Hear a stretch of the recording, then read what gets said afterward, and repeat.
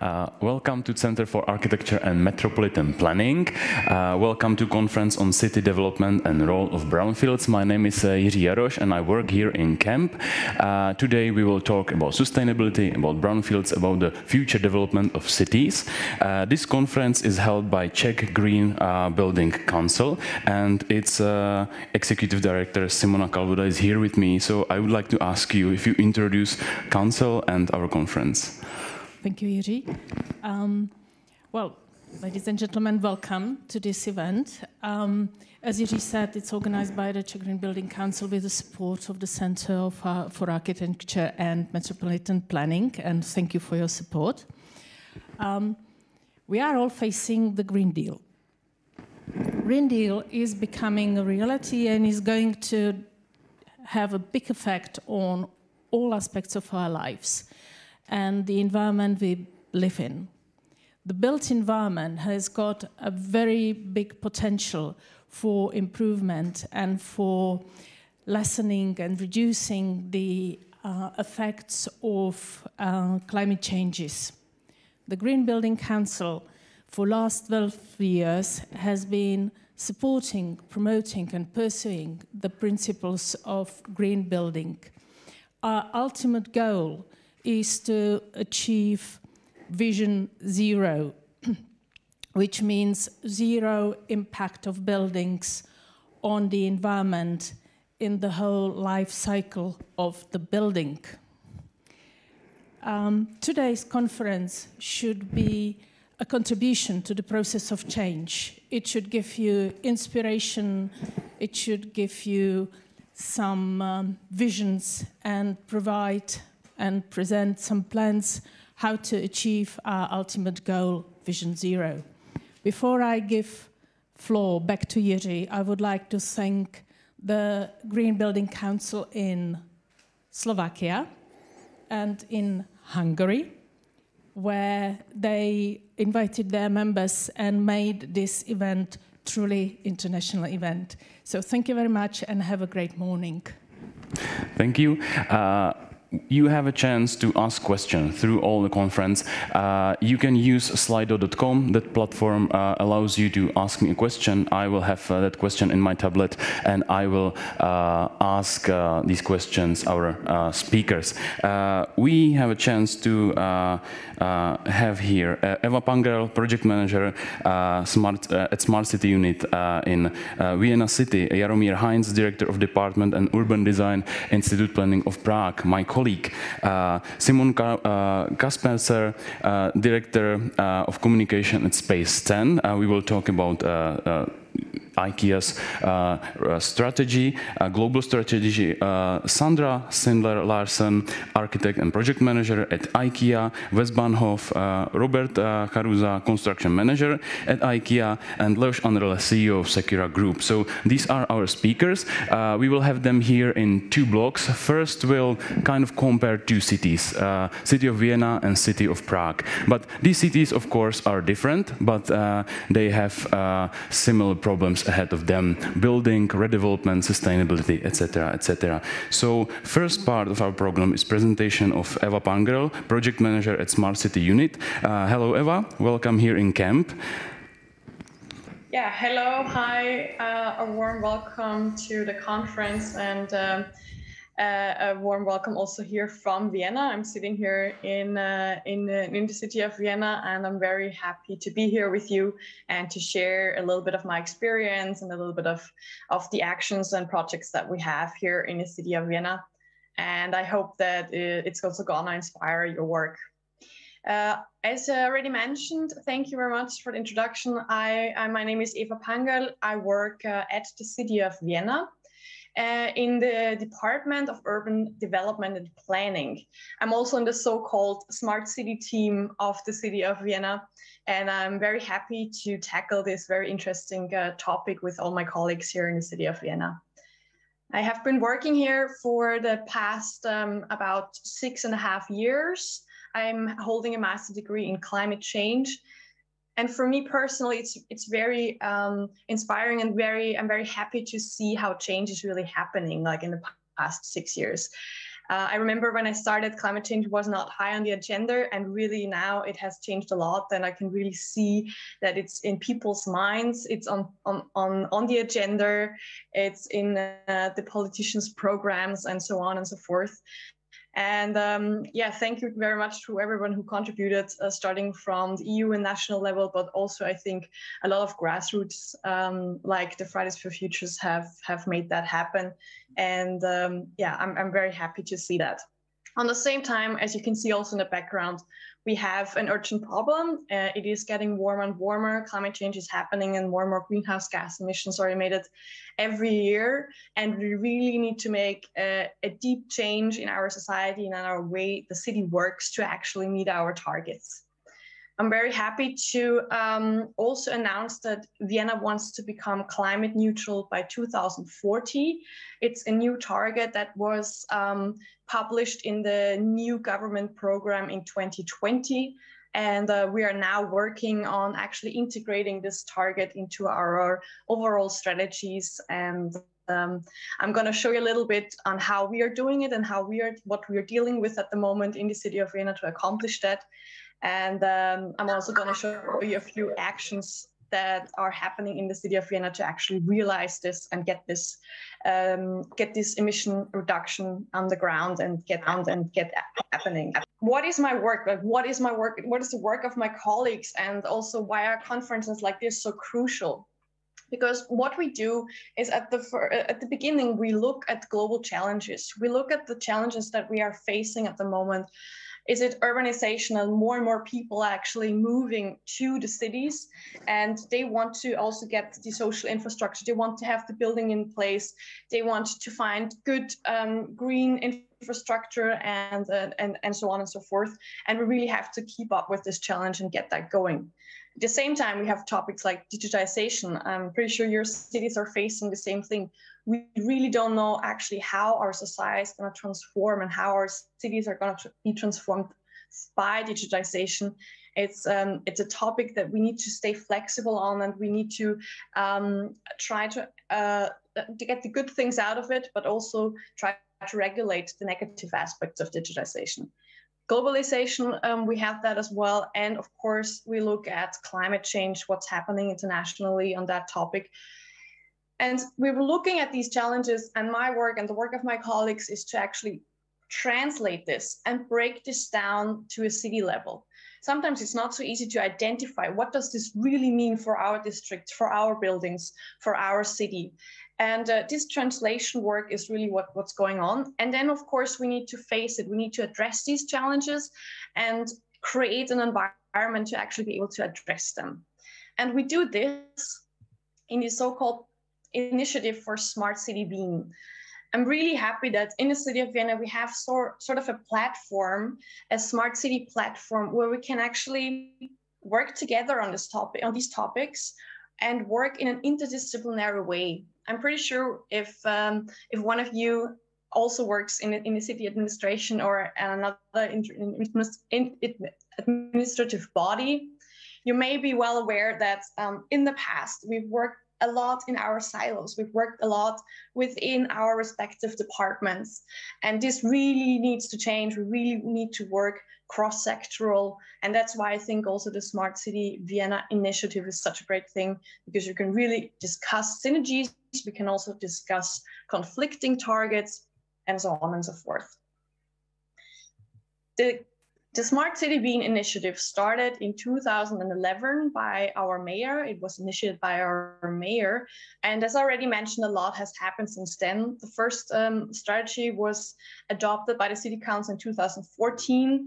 Then there was an intense monitoring and evaluation process. We integrated the SDGs, as you can see here.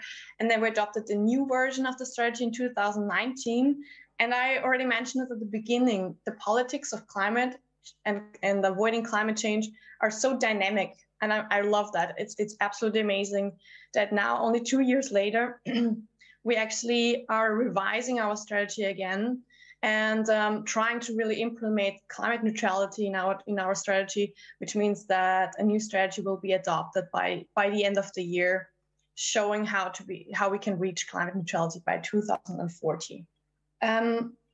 as already said, the Smart City Wien initiative is sort of a platform, and it's also the Smart City Wien framework strategy, our guiding document, is sort of an umbrella strategy for all the other sectoral strategy plans and programs in the city of Vienna. Of course, the city of Vienna, additionally, for almost all the topics that it's covering, has its own strategy that specifies certain things. So we have an innovation strategy, a mobility strategy, a green and open space strategy, a strategy for, or a plan for urban planning, and so on and so forth, for economy, and so on and so forth.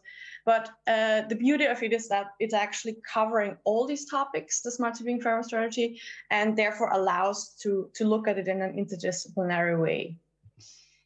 It is Vienna's, most important Vienna's sustainability strategy. It, of course, supports the international regulations and for instance, the Paris Agreement. And also very important is that it integrates the UN SDG targets. We have an UN SDG coordinator in the city of Vienna, and we work really closely with him to actually to really integrate all the necessary frameworks from the UN SDGs, so that the Smart City Wien framework strategy covers them all, and also reports back to the UN level on the SDGs. The overall target of the strategy is highest quality of life for all citizens. It has always been very important for the city of Vienna to include all citizens, to not to leave anyone behind, and to really try to get a good life for everybody. But at the same time, while maximizing conservation of resources. And I just want to stop here for a moment, because very often this is read through really, really fast. But I really think that there's there's a really big challenge lying here, because you need to really get good quality of life for everyone. But at the same time, you need to cut your emissions and go down with your emissions. And I think there is still a long way to go to really be able to realize this.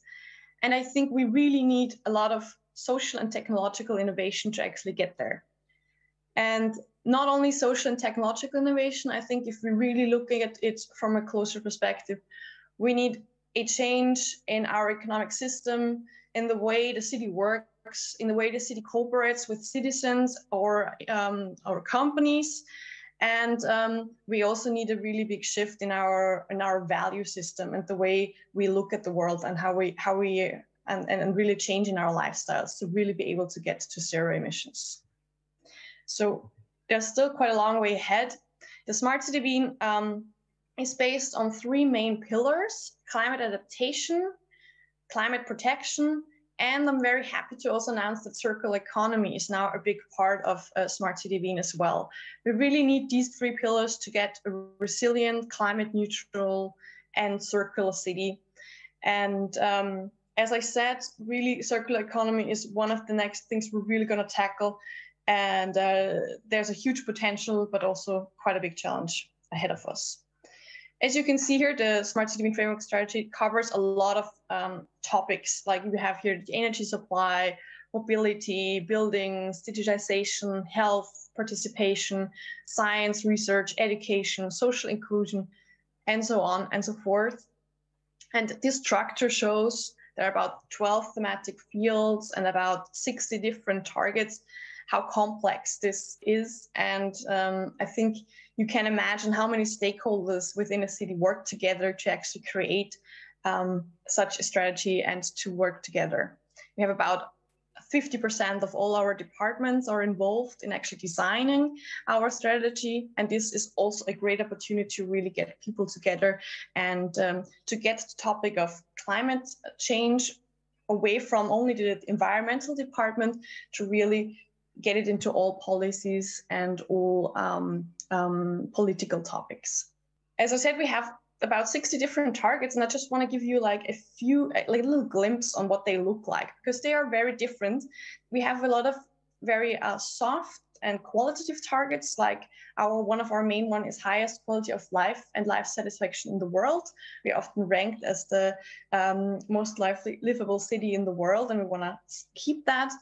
And we also want to foster the focus on social inclusion, for instance.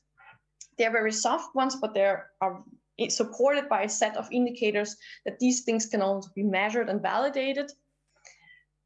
And at the same time, we have the very strict and very clear targets. For instance, here we still have minus 85% by 2050. As already mentioned, this is the strategy of 2090 that was adopted by 2090, and we're now working to actually revise and adopt the strategy so we can actually also show a greenhouse gas emission target, a zero emission target by 2040, as already mentioned in the beginning. This is the work of 2021 to do that. We all know that a strategy in itself and a few targets won't solve the problem. We have experienced this in the past. It's very, very easy to set targets, but the hard work is actually how to break them down to an annual plan, to actually get the funding for it, to get the legislation for it, and so on and so forth. One step to do this is actually that we take the Smart City Framework strategy and we're building a roadmap for reaching Vienna's climate goals. So this roadmap shall show how each individual target can be reached by 2040. And there's a lot of work going on at the moment to actually create this roadmap. And this roadmap at the same time is also the framework for the annual climate budget. That's another thing we're working at the moment.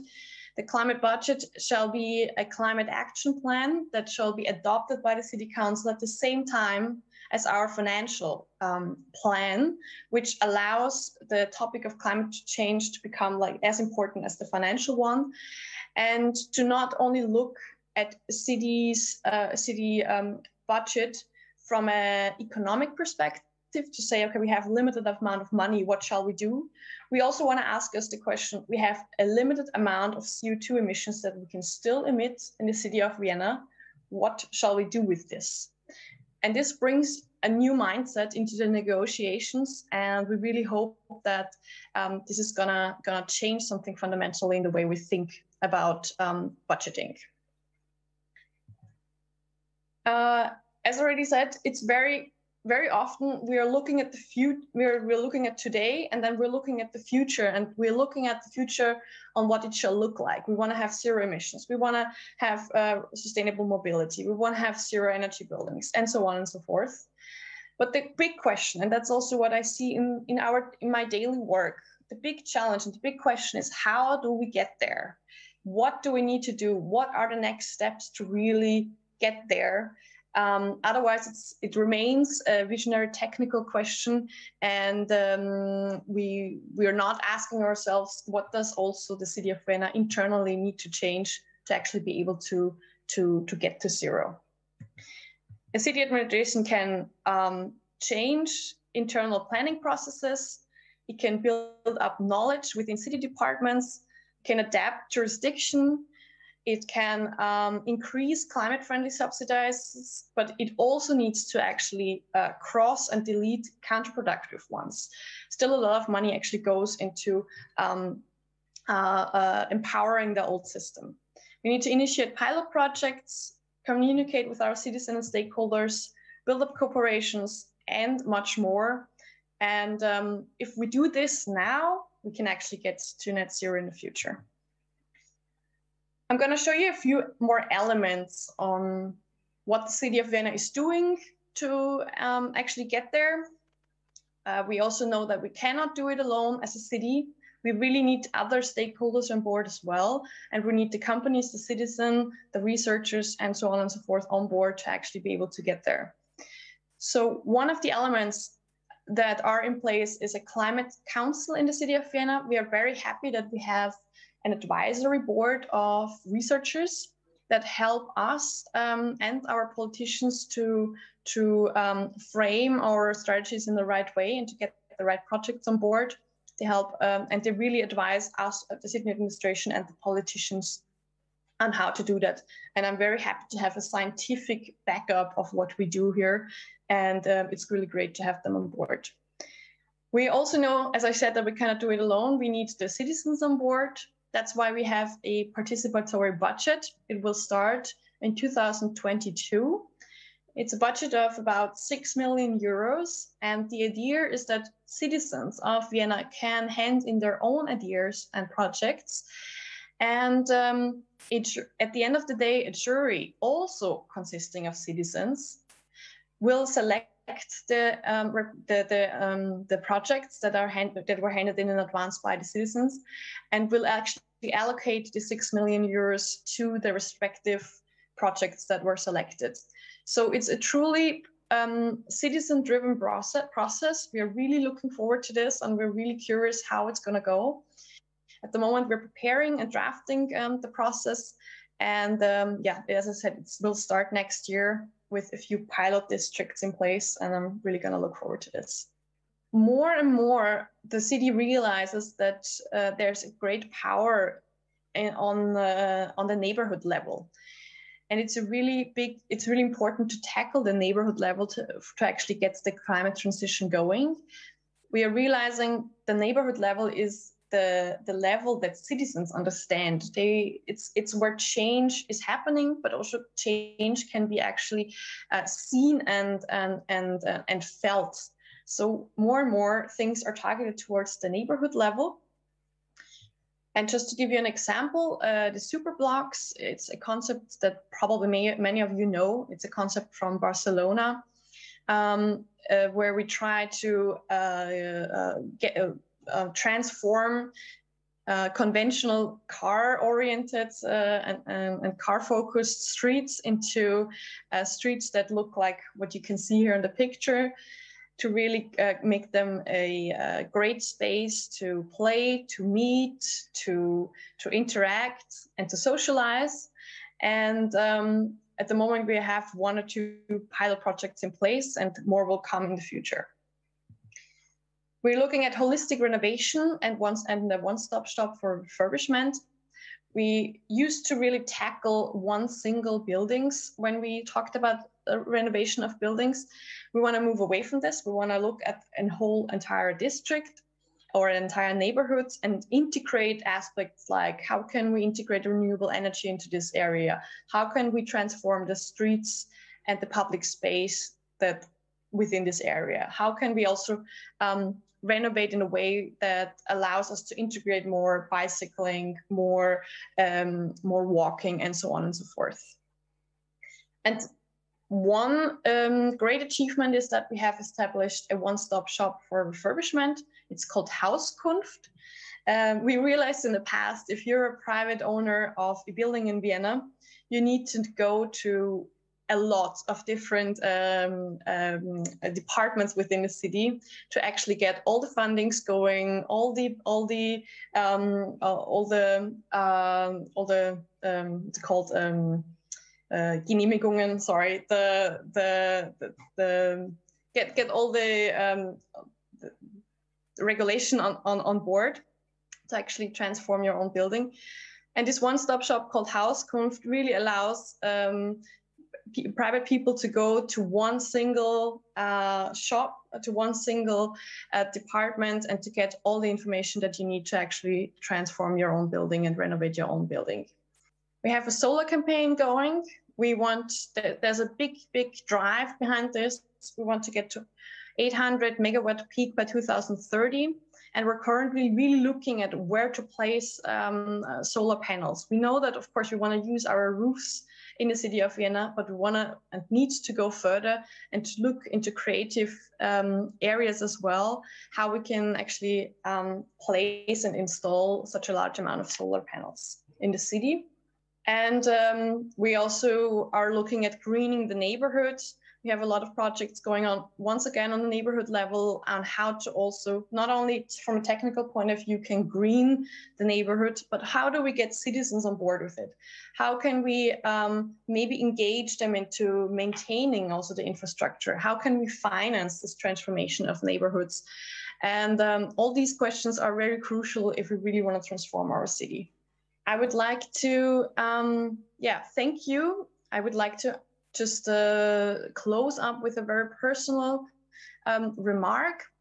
I really think that besides from a technical question, the topic of how do we get to climate climate neutrality is also an emotional topic. We really need to start talking about what does it do to our citizens to have the climate crisis ahead of us? How do we deal with anger? How do we deal with frustration? And how can we kind of get to a common understanding that climate change is important? We can do something about it.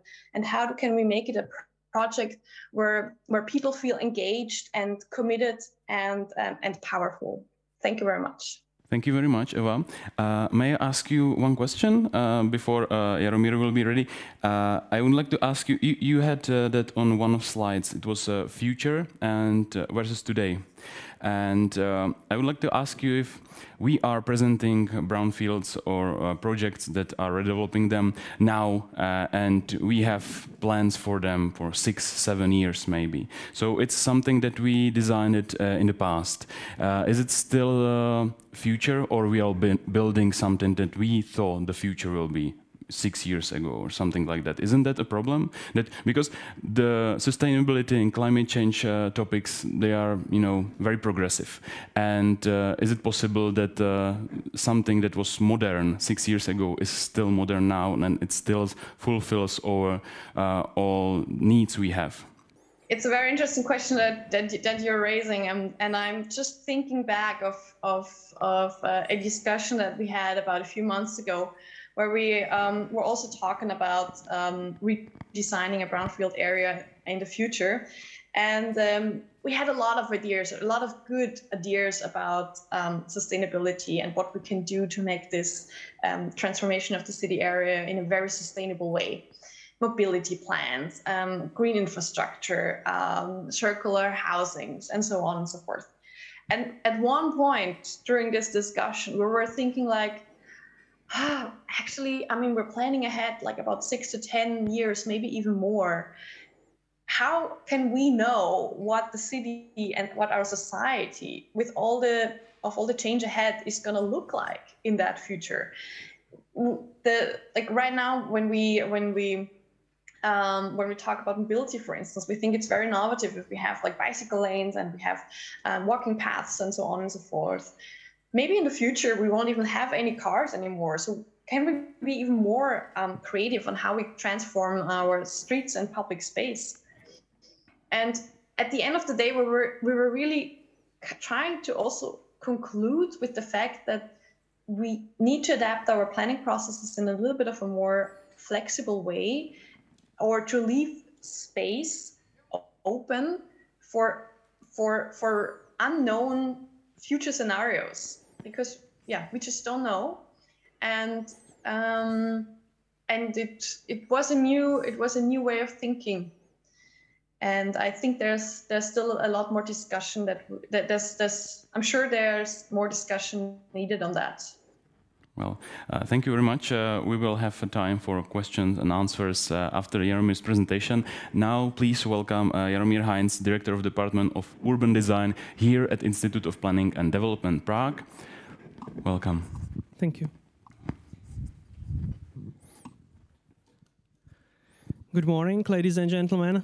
Welcome at our Center for Architecture and Metropolitan Planning.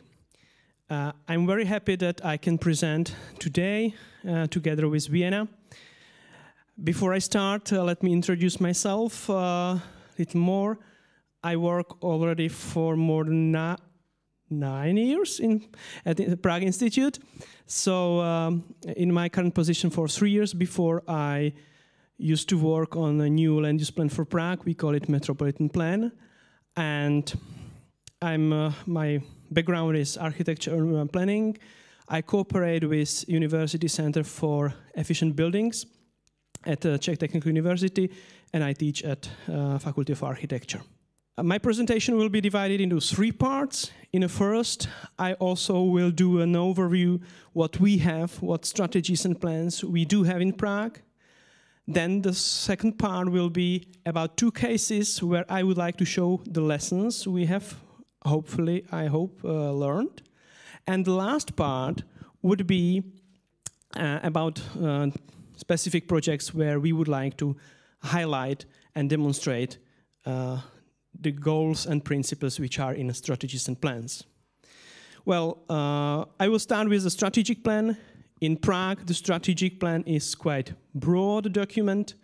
It gives into different specific fields, different targets, and the way how we should develop our city. You can see there that we have it divided into 3 main areas. The last one is about the governance, which I think in comparison to Vienna is always the case in our country. And we should work also on that we are able more to make a good governance of the territories. We have also different priorities. I would like to also highlight that one that we have authentic city, where also people would like to live, and of course we have a good quality of life. The Prague also make a decision in 2019 that we would like to reduce the CO2 emissions, to reach the 0 in 2050 and to reduce it at least 45% down in 2030. So already time goes on, and this was done by the current city and the current government of the city of Prague. I would like to show you our adaptation strategy, which also has a vision to really reach the good quality of life, but not to harm the future generations, and also is more focused on nature-based solutions, applying all the different possible schemes which we have to reach that goal. It is divided into 6 different targets, which are going from decreasing the heat and temperature problems, floods, then energy performance of buildings, prevention and management, and also the education and the awareness and knowledge of people is important, that what we do also is shared by the common or shared by the people and citizens also at the small municipalities of Prague. If we look at the specific target C, which is maybe the case of here if we are going to speak about the brownfields, well, the reducing the energy performance is, I would say, important in Prague. We have quite old housing stock. So when looking at the brownfields, there is a possibility to make that better. So the new buildings would perform better, and we can also introduce good quality of public spaces. You can see how the document is done. So there are recommended measures which should be followed, and then by the action plans and all different actions in city to be done. The adaptation strategy is, of course, linked to our strategic plan measures. So there is always a linkage, and we should work with that in administration, that we are supporting those strategic plans and adaptation strategy measures. We have also the statutory documents, just to go briefly through that, development principles of Prague. Then we have a current land use plan, which has quite low, at certain parts, density. So there is ongoing more than thousands of changes of that land use plan to enable usually the higher density in the area. It was adopted in 2020, so 2000. And since 2012, we work on a new land use plan. We call it Metropolitan Plan. There is a scheme of public spaces. We are now in the phase that the second round of approval or public hearings will be ongoing next year. And hopefully in 2023, we will be able to adopt that plan, which is focusing more on keeping the existing character and building up in brownfields and keep the greenery around. That is also supported by the Prague building regulations. Thanks to our building act, the Prague has the privilege to have its own regulations. So since 2014, respectively 2018, we have a document which is focused on the existing areas, which enables the trees in the street, which is also reducing the car parking lots according to the place in the city linked to the public transport capacity. So this is possible thanks to the specific position of Prague. Hopefully this was transmitted also into the new building act, building law, which was adopted this year by the government and parliament. We are also working on novelization of that, because we know that we have to work more with blue and green infrastructure. Also, we are questioning the green roofs in Prague. Well, also there are areas which are protected by UNESCO, so probably that's not the case, but in many other areas we should work with that. And many other fields which will be actualized in Prague building regulations. That is the task currently being worked with our colleagues at IPR and also the colleagues at the City Hall to upgrade that regulations. We also have a public space design manual and development strategy. That is how we should work and cooperate, not only with private, but also with public investors, usually owned by the city or operated by the city, where it's really maybe the different from Vienna, that here it really takes time to ensure everybody that the new way how the trees will be planted doesn't harm the situation in the streets with parking lots and also with the underground infrastructure and so on. Of course, we do the participation. We also have a manual for participation, and each project is which we do is participated, and we try also to do it with the private investors. We work on catalog also to help the streets to become more, let's say, green and blue. So we also doing the discussions with all the interested bodies in that field. So and now skip into the brownfields. I would like to focus on two cases. Before we go there, just to remind everybody that the situations of the big cities is quite problematic. This is a donut case, also I think applicable for Vienna, for both Prague, that we have the city, the capital city as one region, surrounded by another region or regions. So we know that the same amount of apartments is going to be built in Prague, while the same number of detached houses is being built every year in the surrounded areas. And those people usually around the Prague are working in Prague. So there is a question of metropolitan planning. There are steps which have been done. It is the Sustainable Development Mobility Plan. And also we have integrated, as you probably know, the integrated public transport. And we work in flood protection, but there are more fields, especially the planning, the capacities in the areas, because some of them are quite well operated by public transport, but many of them are not. And so that causes problems which you probably all know with commuting. So in a metropolitan plan, we set up the priorities, and among the priorities, you can see also the brownfields, the pink areas, which are brownfields, the important ones in Prague. And I'm going to show you some of them. Those are the brownfields. And I'm going to show you the case of Vysočany, and the other case is Bohdanec Slatiny. If we zoom into the Vysočany, this is the former area where the Czech companies of Praga and trams and locomotives have been made in the 19th and 20th century. This is the current situation, how it looks like, and it's going to be redeveloped in something like that. So this is the module. Some of the buildings are existing, some are going to be built. But if we look at the area from the top, you see the existing structures already, the historic ones. And this is how each developer and each part is going to be designed and proposed. So you see the different patterns. And why it is that?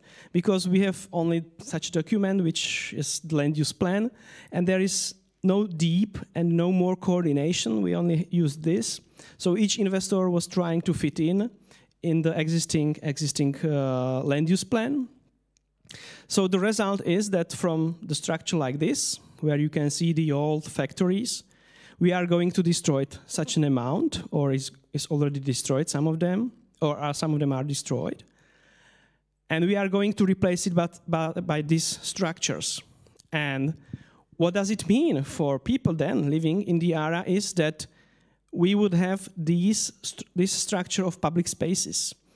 And if we look at our documents and strategies that we create really livable, walkable, and a city which provides a good connectivity, also with the good density.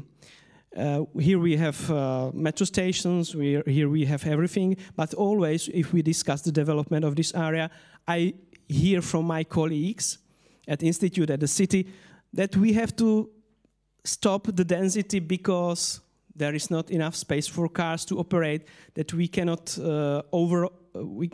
give more load to the streets, to the roads there. So it's in contradiction what we are talking about, that we are in the city and we would like, or we should develop the places here, but in a maybe the better way than I show you. So here we learned that maybe in previous times we didn't, as a city and administration and the people around planning, didn't make a lot of effort to change the situation. So in another case, Bohdalec Latiny, which is very difficult brownfield, there is more than 3,000 stakeholders, the landowners. So it will be difficult really to make an agreement. So it is divided into 3 different areas by different character. The city district of Prague then decided in 2016, 2017 to make a plan for the renovation of the existing area. The plan was, according to our perspective, or from our perspective, very good. You can see the highlighted by brown, the public facilities. There is a lot of greenery. The existing character of some of the old structures was kept. This is actually, this was the periphery in the 1920s. And this is the 3D model. But what had happened when there was a change of representation in 2018, that the local district decided, well, this is maybe too much, too dense. And they start to discuss with the city of Prague and with the architect and with also the local communities what to do with that plan. Some work was done, and we think that it's necessary to work on the brownfields constantly. So they asked for reduction of density. And we were looking, wow, but if you are going to decrease the density, then what's going to happen? And so we look at the strategic plan when we have a table where you can see what is the demand of the people living in the area depending on the density. What are the final costs of servicing the city and operating all the things? So we see that we are between the, let's say, inner city and outer part of inner city. So we agreed with the decrease of density, while the city district of Prague then will continue with developing the plan and with the local communities, also with the support of City of Prague and us, to really work on the plan, to step by step have some plan, some ideas, what will be the main roads with the trams and where the parks should be kept, that we can at least in these areas to start step by step change the way how it looks like. So finally there was an agreement that in some parts we decrease the density, but in some parts we keep it, because there is the railroad, there will be 2 new stations, everything invested by the state. So you have the area where you can really use the public space and then reduce also all the other things spent by transportation in energy and so on and so on. And while I'm speaking about the density, it's interesting that if you look at the projections we have for Prague, you see that maybe we are going to grow. The Prague is still popular. Also after the COVID, we still are increasing in number of people. The same for Central Bohemian region, that it's going to increase. So we would need a capacity not only for living, but also for working in Prague. And if also this wouldn't be the scenario most probable, still if we keep the same number of people, we are decreasing the space which we use. We doubled the space for each person in 20 years from 1991 to 2011. I'm curious what will be the census data from this year, from May, where the new census was done. So we see that the density is increasing, so we would need more space. And the question is where we take it and what does it mean then for the performance of city and performance for building, operating the building and so on.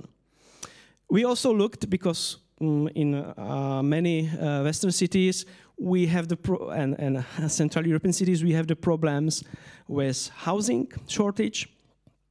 So here you can see how each city in our Central European region is performing.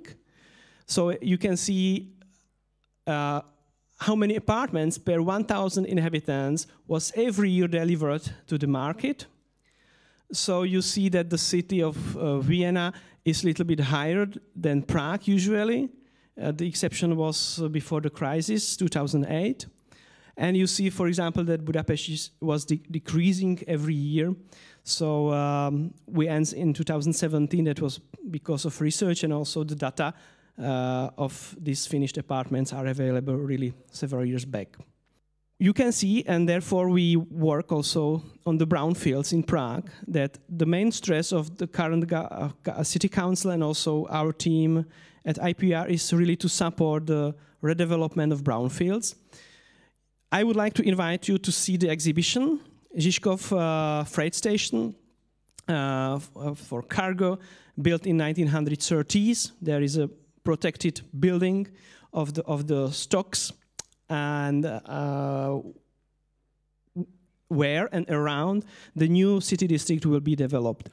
We worked on the new master plan, so you can see what is going to happen there, and you are more than invited on our Facebook webpage and see the exhibition. Other case where the participation and where the city also played a role, important role also by the local borough, local district of Prague 5 is New Smíchov. You will be, or it will be presented by our colleague, our developers here in a few moments, so I'm not going to speak about it. But you will see another example where we try to develop a certain density but keeping the certain quality of life. And so the last thing is going to show you the green projects which we work on. There is a campaign of 1 million trees to be planted in Prague. We already have 73% in this period done, but it's not easy task. In some cases, we also have to work at our institute on the changes of land use plan to enable to plant the trees in certain areas of the city. So we are also collaborating on that. This is to show you the project where in 2018, which is realized, we introduced in Prague new systems, how we can work with water in pavements, how we can also plant the trees. So also the city organizations and companies which are maintaining the public space will be able to understand and to take care of that responsibly, and we upgraded that space.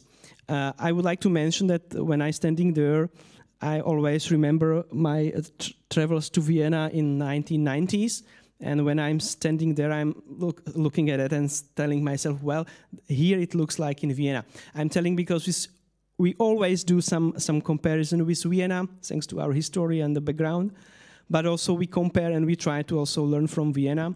Actually, in 2014-15, the first conference here was with your colleagues from Vienna about transportation. I hope that we move forward since that time, that we really work on the projects which are also crossing the silos, that we go for infrastructure-based solutions for protection of floods, which has the natural performance and has a natural view. So this is a combination of landscape interventions which are combined also with the flood protection in Troja, because Prague would have to face also the floods and the safe water management. The other project which is different but is also important while we have really compact city is how we will do blue infrastructure in the city core. So currently we work with one team which is working on blue and green infrastructure and the strategy how to do that. And then we have another team, architects and urban planners, where they will work on the streets, how they should look like and perform for people. We will see how this pilot will be. And other project which is going to start is Rohan Island redevelopment. There is also going to be the reduction of mass of ground to decrease the level of Vltava in future when there will be the floods. But it is not only the technical problem, we also try to combine it with the new landscaping and the new park which should be there placed in future. It will be probably the project for many years, but we also try to integrate the communities around, because currently it is really popular area for people living and working around. And one of the last projects shows also another area where we should look like, and it's housing estate areas. More than 40% people lives there. This is also a pilot and a specific case project to help the local borough of Prague 14 reshape and redevelop the area of housing estate, to open up the public space for different uses, to introduce playgrounds, and to increase the quality, and also introducing all the different aspects of current design, reducing the footprint which we have on nature, to keeping the water there, to make more trees, more shadow, and also to open up and perform the better in that surrounding. It's an ongoing project with different phases, stages. I would like to highlight the support of the local borough, which is always important. I haven't mentioned that, but in contrast to Vienna, we have more local municipalities, 57, so it's always important to work with them, to have them on the board and on the table since the very beginning of the planning. I would like to thank you for your attention, and I hope that we work together for the better life of people, because that's what our work should be about. Thank you very much.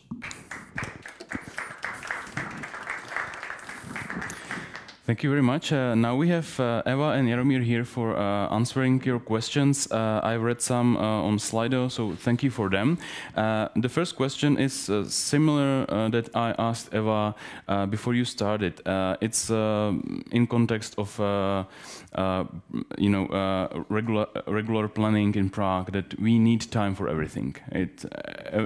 Every building takes so long, and the question is, Prague city development, as the regular planning phases are really long, how are you integrating new aspects like renewable energy or blue and green infrastructure, etc., etc.?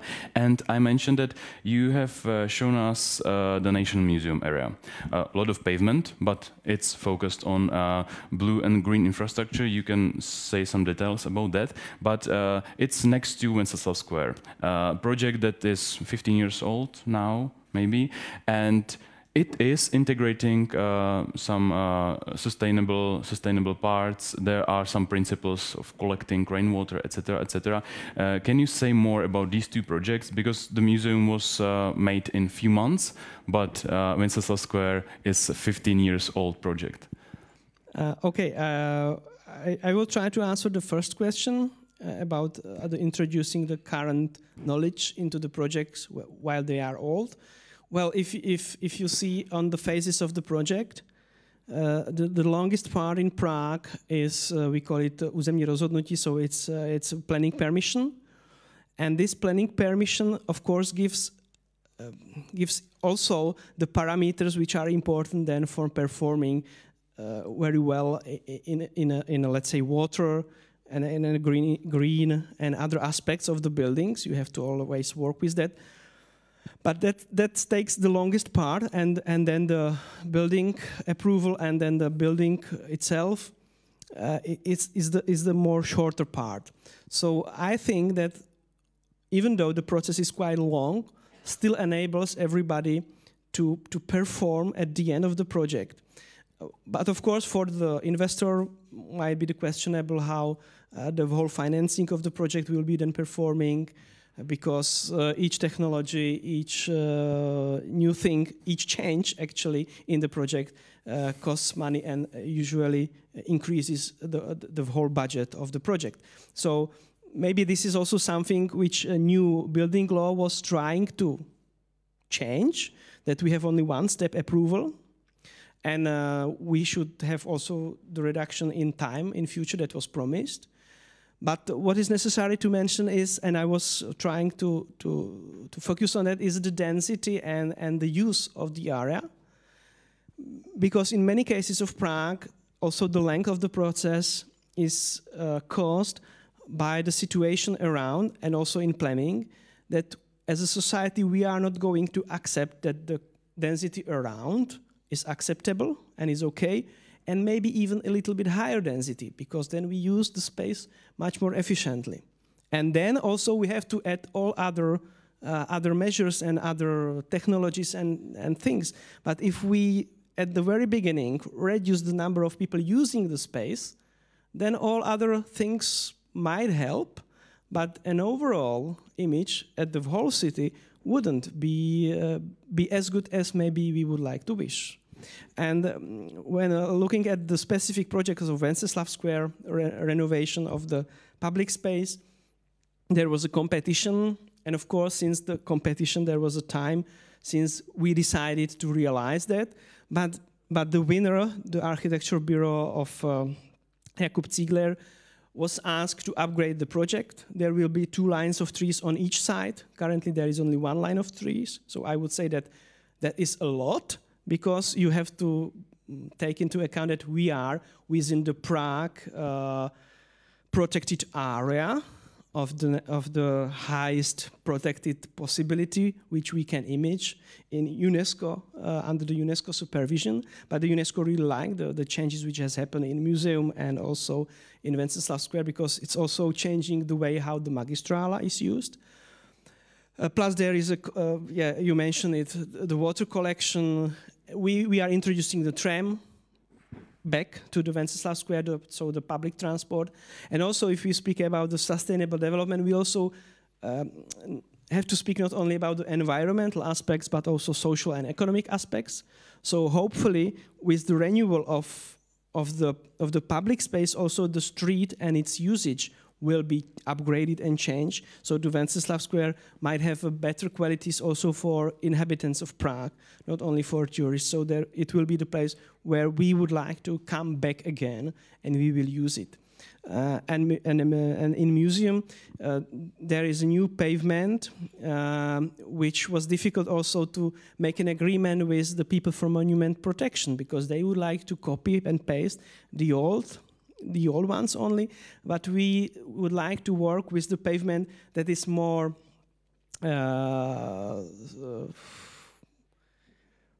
that it performs better for water to come down in the underground, that it also enables the trees to be there more often, because it's maybe not known, but if you see as a Prague as a medieval structure city, so the trees haven't been presented there, they were around the city. So it's always a discussion where the trees should be and how much. So I would say that the change of Wenceslav Square and a museum was really big step in the way how we design and how we think about the public spaces in the Prague context. Yeah, thank you. The next question is for Eva, but also for Jaromír. It's about political representation. Are the targets truly independent on the political representation? If so, how did you achieve that? It's something that Jaromír mentioned, that there was a plan to redesign Brownfield in a more dense design and something like that. And we know that density works. We know that climate change is here. Is that a topic or something that politics should have some influence, or it's something that we should agree we have to go this way? Is there a place for political involvement, or it's something that we should all agree this is the way how we should build the city?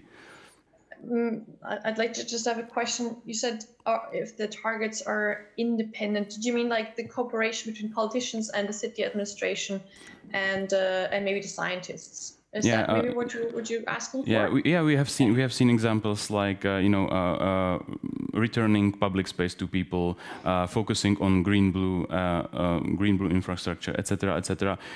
If these things are so clear that we don't need to discuss about them anymore, but just focus on to improving them in the city. I think there are many options out there on how to design a street or public space, and I think we have a lot of visions on how we would like to see public space in the future. I think I showed you some pictures, but of course then you have technical challenges that come into place, or jurisdictional challenges that come into place. Just to give you an example, some trees may not be planted because there is technical infrastructure on the ground, like heating systems, water systems, and so on and so forth. You may not see them as a pedestrian when you walk there, but if you really want to plant a certain tree, you obviously have to take into account the entire technical infrastructure on the ground. So there may be a vision that looks a lot greener, more attractive, but then you need to prove whether it's technically possible. Same goes with the jurisdictional framework. Some things may have a great vision, but then you also need to prove, or you have to analyze whether it's possible from a jurisdictional perspective to actually put these things in place. Just to take an example, the whole topic of green facades is something that a lot of people envision, and I think there are a lot of projects that show that it is possible, but you sometimes need to analyze whether it's actually possible to do it based on our building codes and on our other planning documents. Thank you. Jaromír, the same question for you. Do you think that political representation now has the knowledge about these problems and the discussion with them is easier than it was 10 years ago? Well, I think it is better for sure, and it is different. And I think it is maybe for some for projects and in planning, it's really for tens of years that also in Vienna the central station redevelopment also takes many years. But it is important that the politicians take the responsibility and also work in a political way, because you have to have a people on your side. That it's not really good that in our institute or people at the faculty or at UCIP or somewhere will design something and then they'll well, you need this to really survive in the next 100 years. I think it really needs the way that the politicians take responsibility and speak with people that it is really necessary to do some steps. But in planning, of course, there must be some guidelines or highlights which should be similar, because and of course then during the time different government and maybe different representation will pick up different things and emphasizes different areas. But the target should be at least similar, or it would be nice. Of course, we cannot compare with Vienna, where they had the mayor for I think 20 years before. Mr. Heupel. So we have a different situation, so maybe we sometimes used to tend to think that the institution like us or people at city administrative should like keep the good direction. But I had some situations here at IPR when I saw that if politicians and institutions are in contrary, it's really not working for the city.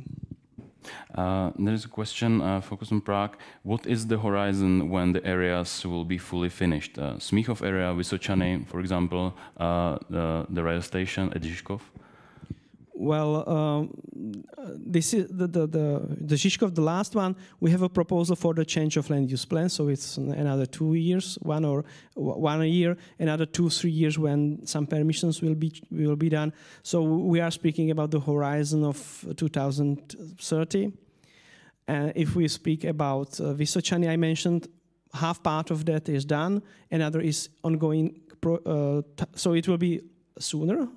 A little bit 2025, 2030, and the rest of the brownfields also it will take, I think, since now another 5, 10, 15 years. We have to take also into account the capacity of the housing market here, and the capacity also which we have investment side of the money, which can be then transferred into the investment. Thank you. Next question also for both. Eva, how is the cooperation between the city and private investors having their own plans aiming to maximize the profitability? How do you align on common approach? I think at the beginning of if you start redeveloping a certain area, you have a so-called master plan that is done usually by the city in cooperation with universities or other stakeholders.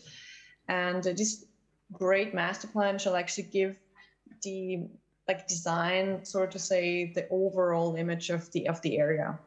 And usually this is done in a very cooperative way, and also trying to already incorporate targets like sustainability targets into this area. And then, of course, the investors or the project developers can go and draft their own projects. But we can also see that the topic sustainability is really a topic that also investors and project developers are taking on. More and more people want to live in a sustainable way, and so also the market develops into this direction. Thank you. And the point of view in Prague? Well, in many cases, the initiation of the redevelopment comes from a private side. In the most important areas, of course, is the city of Prague performing similar, as it was described, that there is a plan which is going through a certain process. So everybody is on the table and we try to prepare the plan. But in smaller areas, it's usually the investor who has initiative.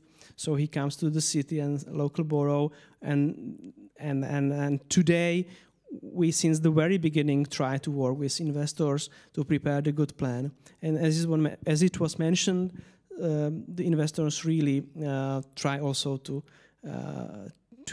go with trends and with the demands of the market. So they not automatically, but usually the biggest projects or the projects with high influence, high capacity are already preparing to perform well in sustainable way. Mm-hmm. Thank you. Next question is also for Prague. Prague has a fantastic public infrastructure in case of mobility, which can be a great prerequisite for a car-free new city development for these brownfields. Many of our brownfields are really well connected to our public transport system. Do you think that this is really the argument for investors to not focus on cars, but focus on public transport and some alternative ways of living?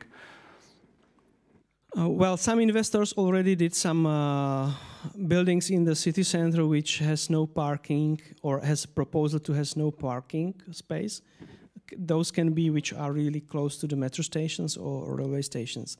There are some cases, but I would say that generally we are not really at that point as a society.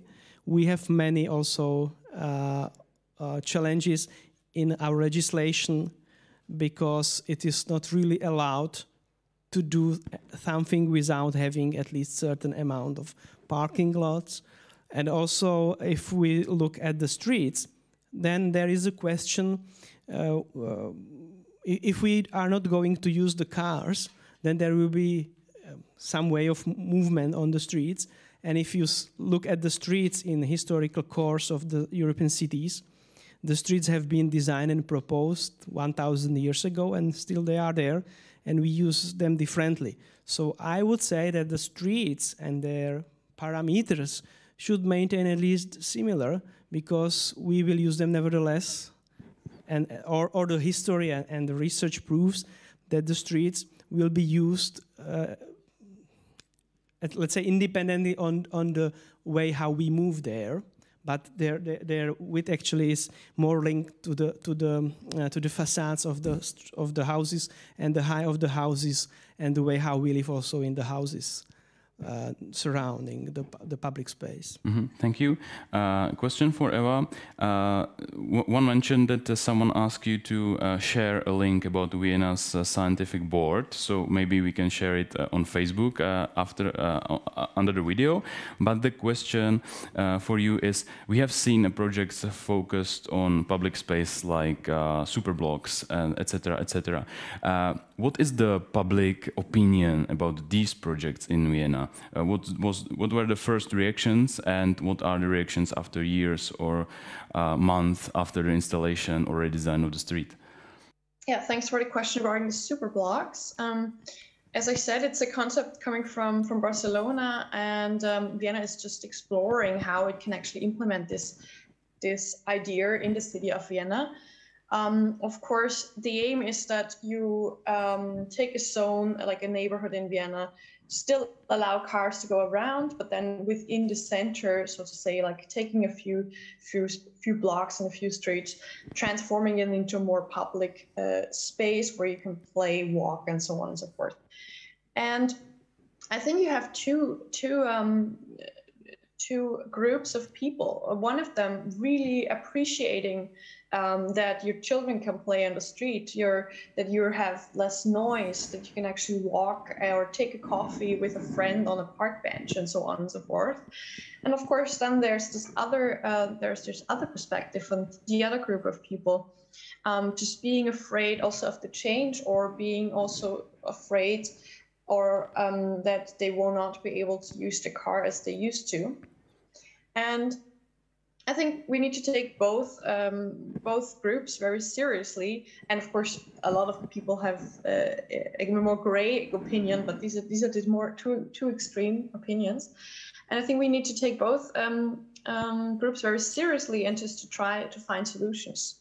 The idea of a Superblock is that you to some extent at least can actually favor both. You can still have the car traffic around the neighborhoods in a normal way like you were used to, but at the same time to provide a little bit more public space and green space within the block. So this is one concept that tries to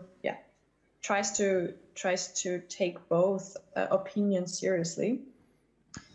But I guess the discussion needs to be this needs to be carried on further. I'm sure there will be a lot of discussion how we use space in a city in the future, and the city needs to take that and develop it accordingly. Well, thank you both for your presentations, and thank you for your answers. I'm really happy that we have you here. Now it's time for case studies. Now we will focus on 2 examples of redevelopment of city. We will have a case study from Vienna and one from Prague. The first case study will be represented by Simon Kaspersen, Director of Communications, Space 10 at IKEA Sustainable Strategy. And it will be about IKEA Sustainable Strategy and Global Strategy. Hello, Simon. Welcome here in camp. Thank you. Welcome Happy here. to be here. Yeah, we can hear you. That's great. I will ask you for a presentation about sustainable strategy of IKEA, and it's yours. Wonderful, but I'm sorry to disappoint you right from the get-go.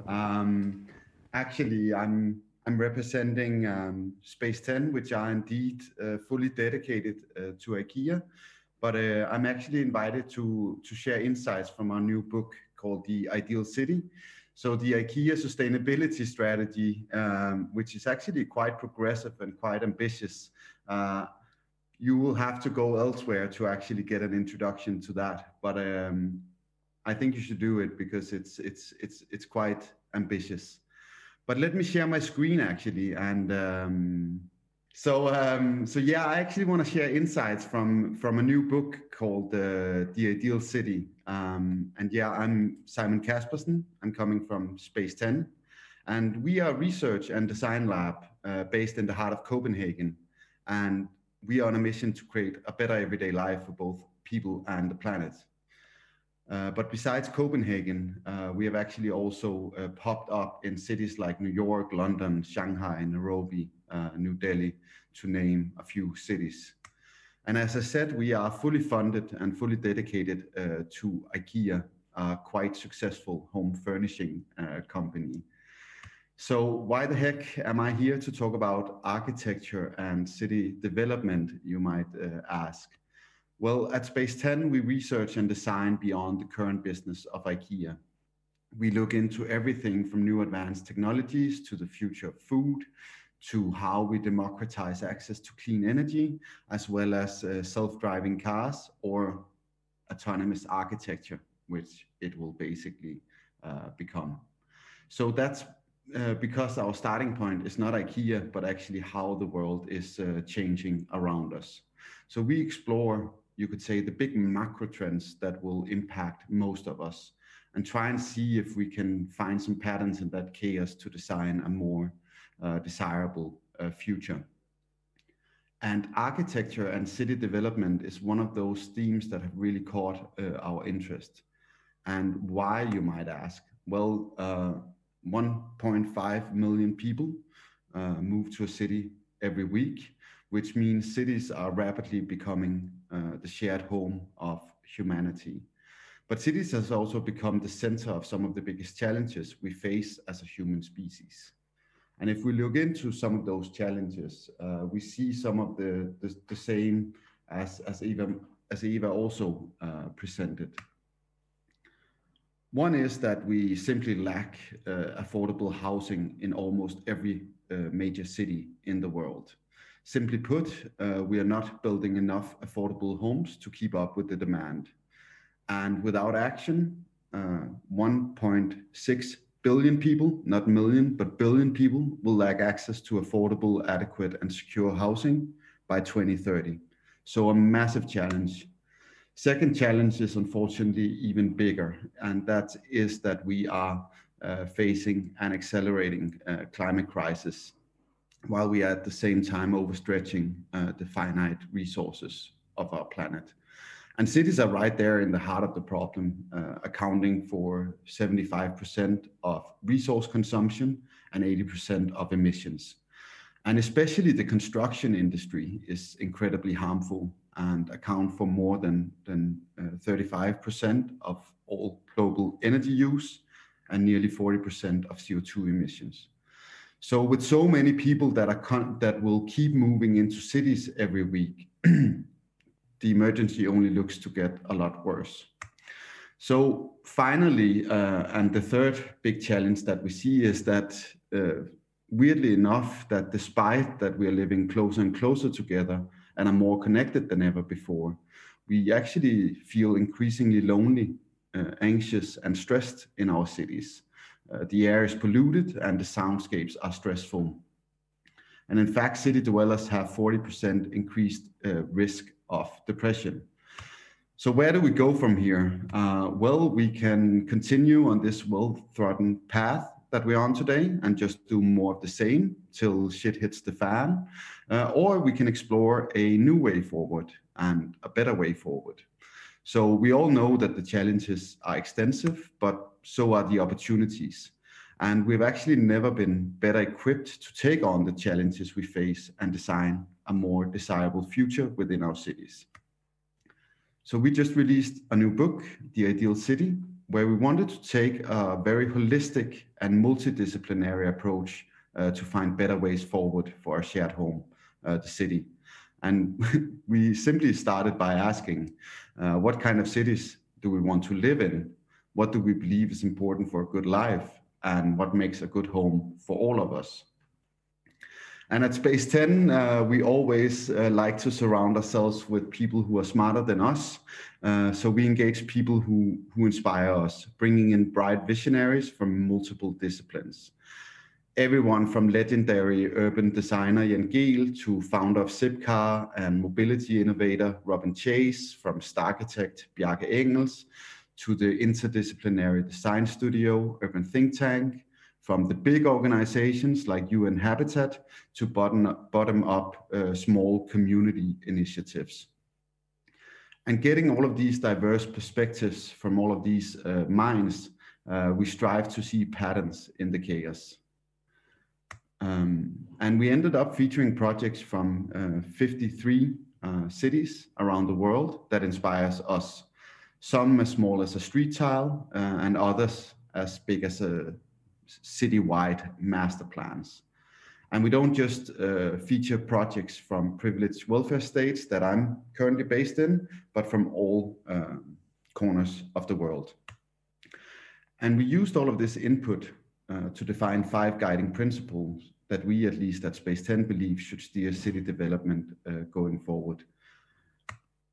The first one is that a city should be resourceful. So that means that it ideally should be self-sufficient and fully circular, which means both ecologically and economically sustainable, and ideally regenerative, meaning not just doing less harm, but actually give back. Secondly, we believe that a city should be accessible, not only for baby strollers and wheelchair users, but actually accessible in the sense of a city that is built for diversity, inclusion, and equality, while providing affordable housing for all in mixed neighborhoods. Thirdly, we believe a city should be a shared city, a city that encourages a sense of community, collaboration, and togetherness. And here we look into everything from co-living communities to shared mobility. A city should, of course, also be safe. And here we are not only talking about crime prevention, but actually also resilience to climate change, extreme weather events, and providing safety for all, not just the majority or privileged few, but for all citizens. And finally, we believe that a city should be desirable. A city should be a pleasure to be in, a city that is designed on a human scale and making everything accessible within a 15-minute walk. And we believe in a city that encourages the playful side of humans by promoting curiosity, wonder, and discovery, a city that nurtures a vibrant public life with access to culture, art, and activities, as well as appealing public spaces for relaxation, well-being, and learning. So what we learned is that we actually already have all the knowledge and the technology available today to create cities that are greener, healthier, more sustainable, inclusive, and safe. Cities that boost our quality of life, ensure more fulfilling ways of living together, and provide more opportunities for a wider range of people. Today, we already have the knowledge and technology to foster community, creativity, and sharing within our cities, and create cities that are more resilient and economically productive while they tackle the climate crisis head on. So we sort of see this publication, The Ideal City, as sort of an inspirational cookbook for cities, stuffed with different ingredients and recipes from around the world. But of course, the days of the modernist top-down approach is luckily long behind us. And I just want to say we don't believe in one ideal city, and we don't believe that we have found all the answers. But we've collected projects from around the world that demonstrate how cities today can both support the well-being of people and the planet. Besides this book, we actually strive to create a vision for how these principles could be implemented practically into the urban fabric in one cohesive, holistic concept. And we call it the Urban Village Project. And there's a lot of elements to this project, but high level, the Urban Village Project is not thought of as a single building or one construction project, but actually as a model for flexible modular building system, basically like a Lego set, which means that we can introduce flat-packed, high-quality homes made in mass timber that strives to unlock more affordable, sustainable, and livable homes for the many. So if you're curious about this project, you can either visit space10.com or theurbanvillageproject.com to read more, as we've shared all the insights online. And I'm really happy to be here today, and I love the topics that we are addressing, because it is code red for humanity, and there will be a close link between how we choose to develop our cities going forward and the fate of humanity.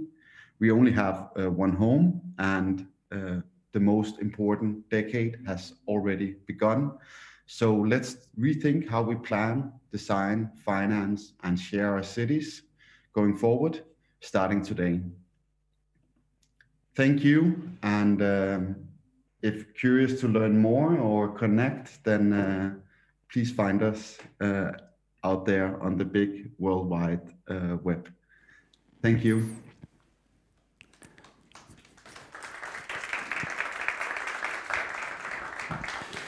Thank you very much. That was Simon Kaspersen. I'm really looking forward to your questions and Simon's answers after presentations. Now it's time for Sandra Sindler-Larsen, architect, and Robert Caruza, construction manager, and we will talk about Vienna Westbahnhof by IKEA, case study of brownfield revitalisation, which you heard about, I guess, and you can read about it in every relevant media focused on architecture and urban design. Welcome here in camp. Thank you so much. Now the question that is asked on all meetings, can you hear us well? Yeah, we can hear you very well. I'm really pleased to have you here. So now it's time for a presentation. We are looking forward. First of all, good morning, or good lunch almost already.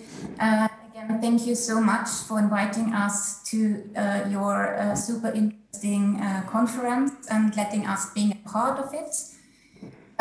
We are here in Vienna Westbahnhof. We are still sitting on our construction site office, so just opposite the site. My name is Sandra Sindler-Larsen. I'm an architect. I have worked for IKEA for many, many years in the concept department at IKEA, where we were designing all our store units all over the world in the first phase and cooperating close to the countries. And I'm in Austria since 7 years. Hi, also a warm welcome from Vienna. My name is Robert Caruza. I have a strong background in construction industries, and I'm now working for IKEA more than 7 years and focusing on the developments in Austria, and was lucky part of the creation of that building.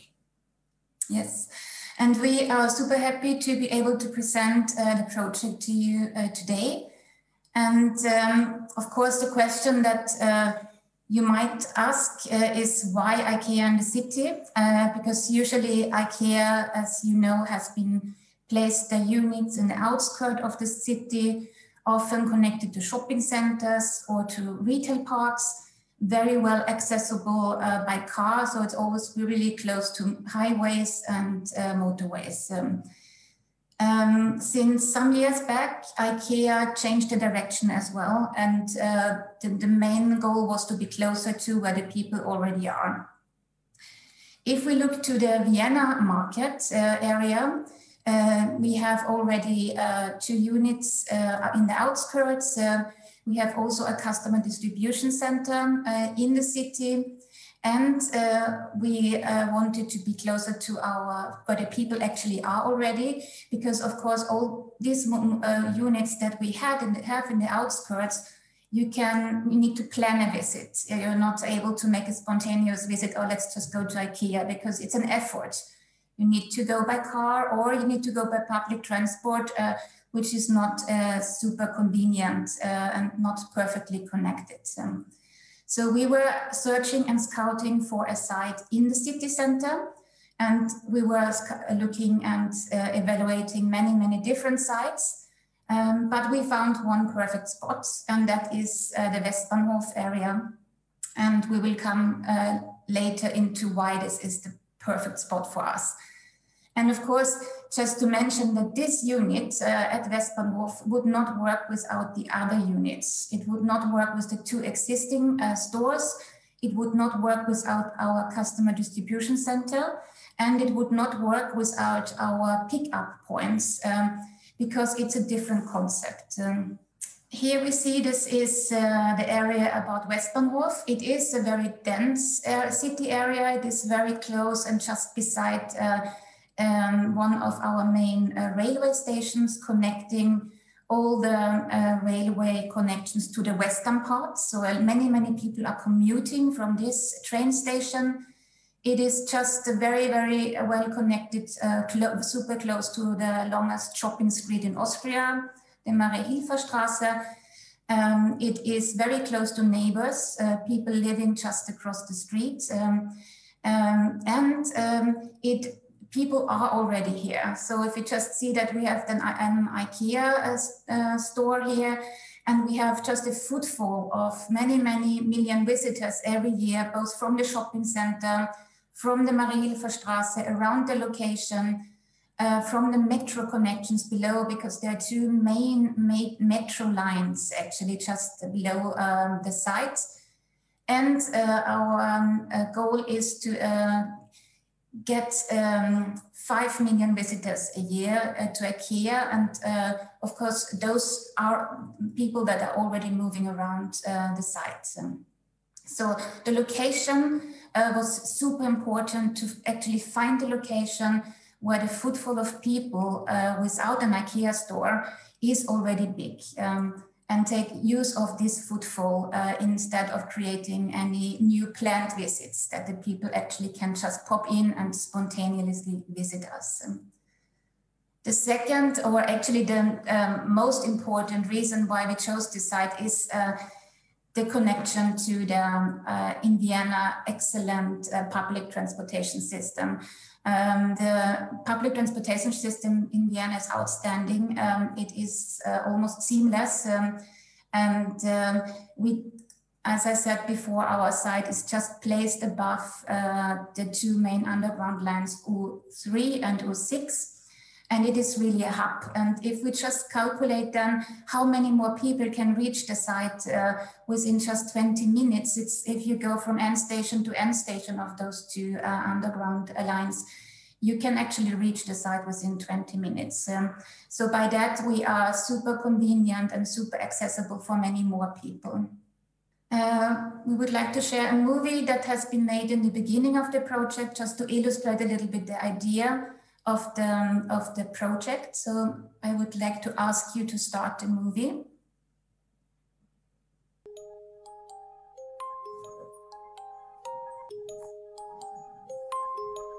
At the heart of Europe lies Austria. Its capital, Vienna, with 1.9 million inhabitants, has been voted as the most livable city in the world for the last 10 years in a row. Right here, just 3 kilometers from the historical city centre, is the start of Mariehilferstraße, Austria's longest shopping street. And this is where we are building our most innovative IKEA store ever. Our new store will feature iconic and sustainable architecture, with excellent access to public transportation. We know that most people in the city do not have a car, so everyone in Vienna will be able to walk, cycle, scooter, or take the underground, train, tram or bus to IKEA Westbahnhof. And those arriving on public transport will need no longer than half an hour from almost anywhere in the city.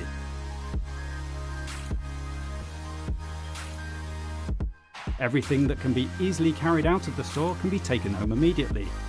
And we will deliver the rest within 24 hours to precisely where our customers want it.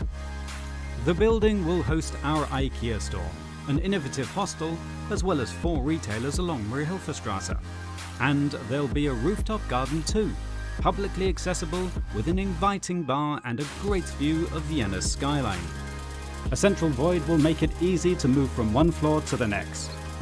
3 entrances and multiple checkout possibilities will encourage shoppers to drop in spontaneously. Our new IKEA store will be home to 160 trees that will cool down the building by around 2 degrees and help us attain an excellent BREEAM certification. It will be a landmark, clearly visible from afar.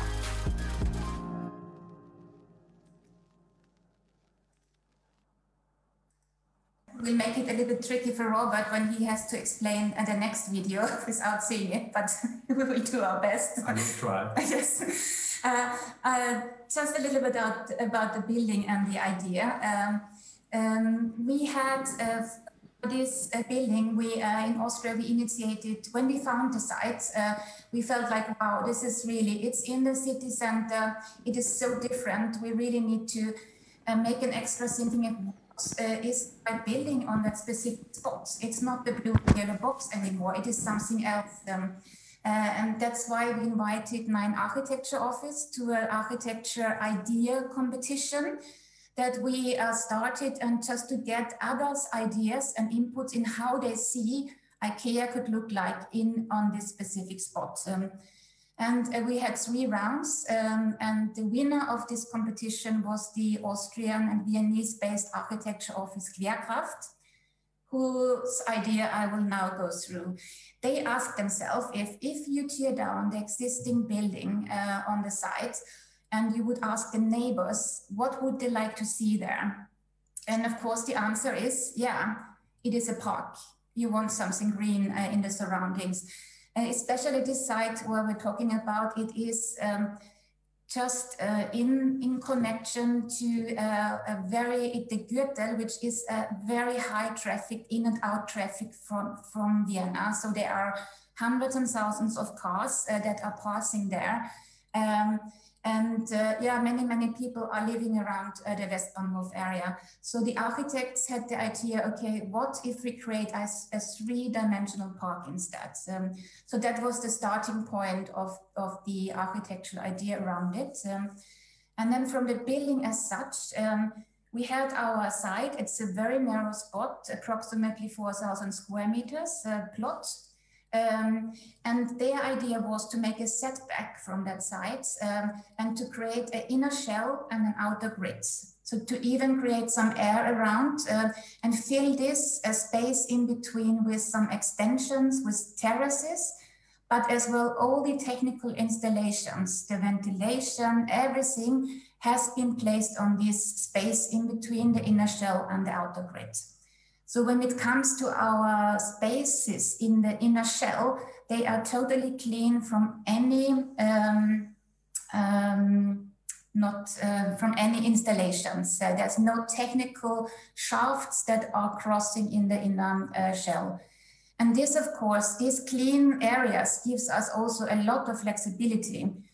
Because we will learn. We are here now on that side. We have to get to know our visitors. We have to get to know the people who are, how they behave, what their needs, actual needs are, and we need to change. We are very much aware of that. And with these clean sales floors and these clean floor areas, we can actually achieve these changes in a very simple way. So this was the ideas to be super flexible, to have the outer grid, to have these extensions. These are like this, where the inner shell stretches toward the outer grid and comes closer to the people passing by. And there's a lot of glass.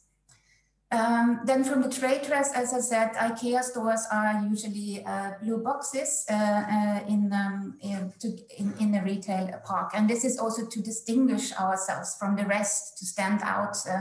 But the architects asked themselves the question, how can we stand out in a city center? And how can we be different from the others and recognized? And how can we connect to that, to IKEA and our brand? And you see there is almost no blue and yellow. We have our IKEA logos. But the most impact that we have is, and we will have as well now in the coming years, more and more is the green impact. So there are 160 trees that are placed around the facades and on the rooftop. There's also some green plants. They would grow up and covering some lift shafts. And on that specific spot as well, with this setback, we could actually gain on the street level a much broader walkway. So we could extend the walkway for the people passing by there by approximately 5 meters.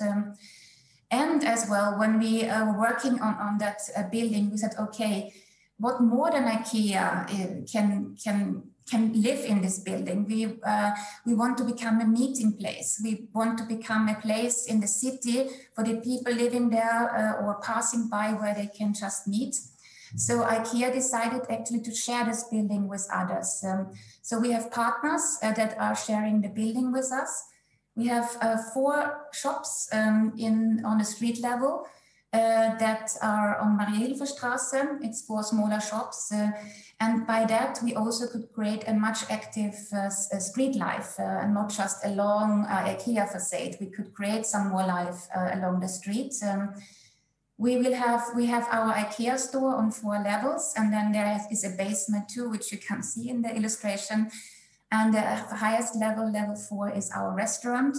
And then we were lucky to find a partner for the upper 2 levels in Show & Show.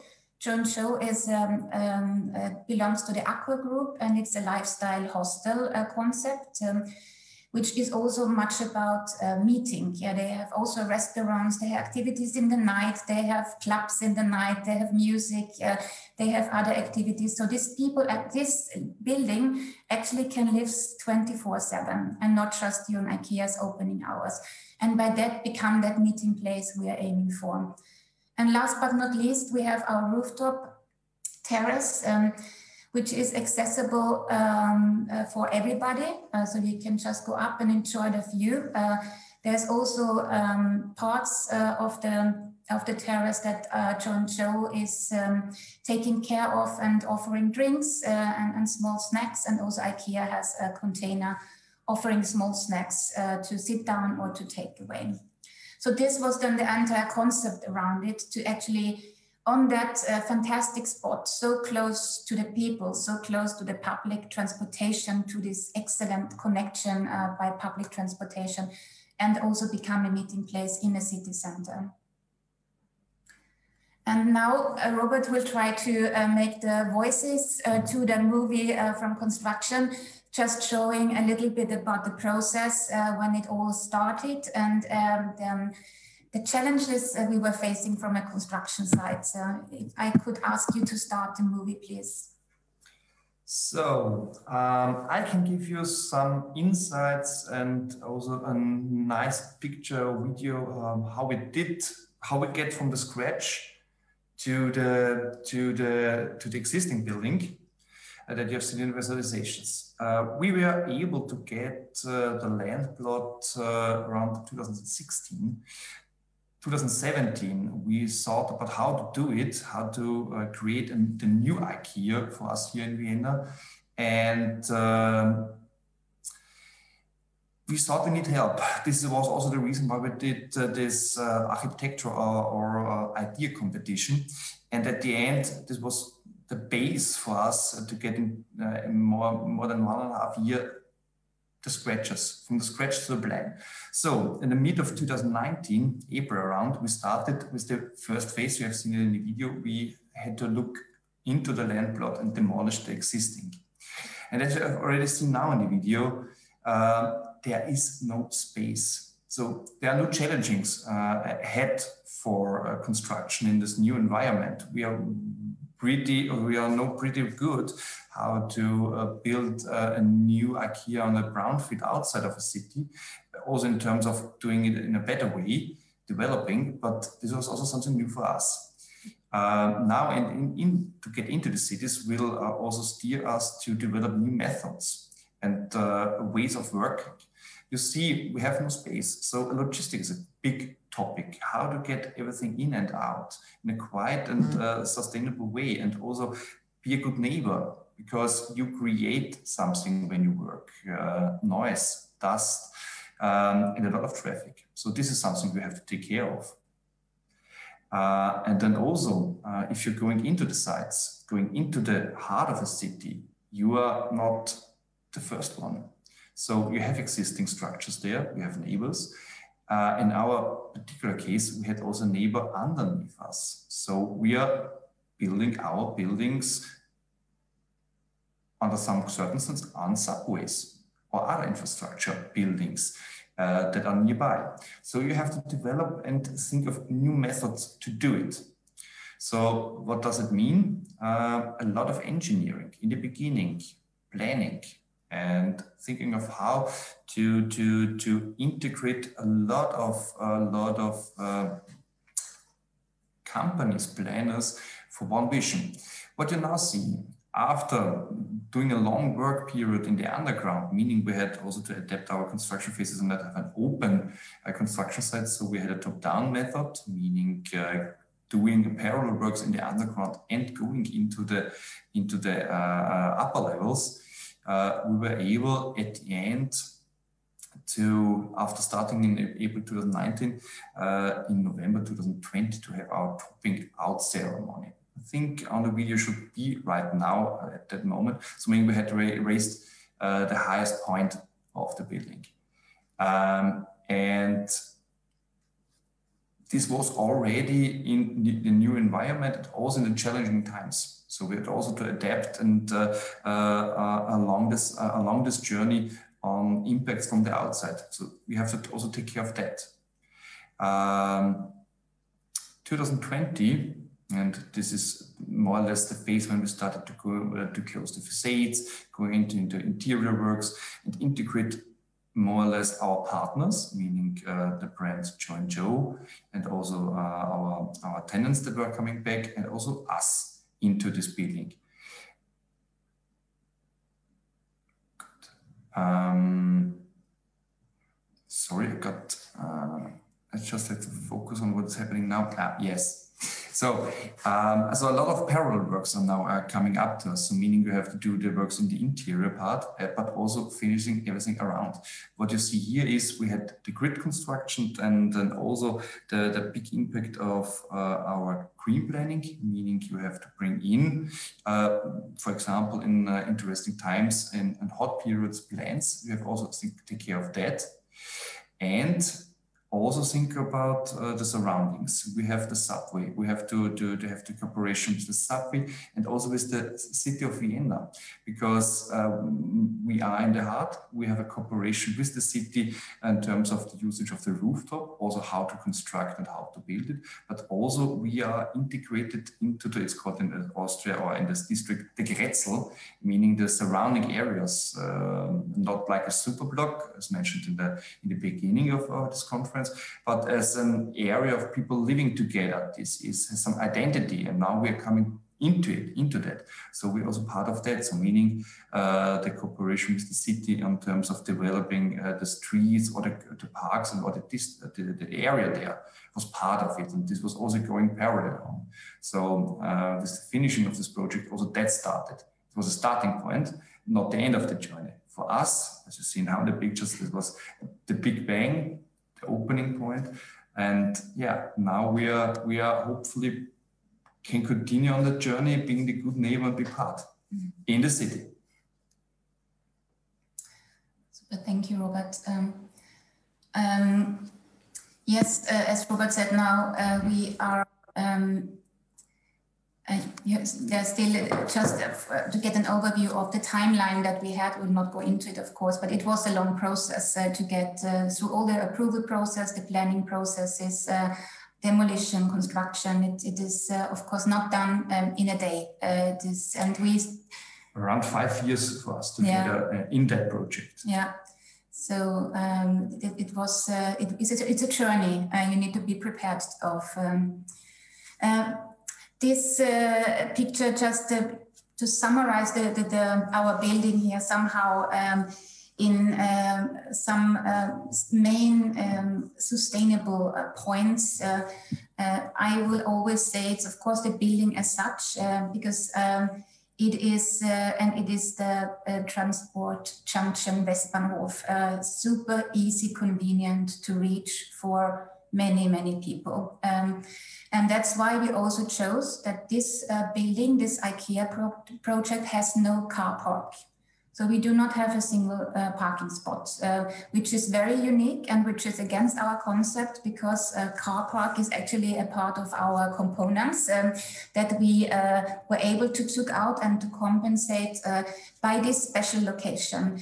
And I always think that this is probably the biggest sustainable impact that we could make. And we have now, following the opening of the store and see how people are coming and visiting us. And the fantastic great thing is that people are not coming by car, because of course this was a fear of the district that there will still come visitors are coming by car and they will circulate around and create much extra traffic. But it is not like that. This is not the case. And this is actually a great success that this spot is making a change. And also, of course, how you can ask yourself, but how can it work to come to IKEA without a car? How should I get my furniture home? Yes, but it is also a different concept here. We show our entire range.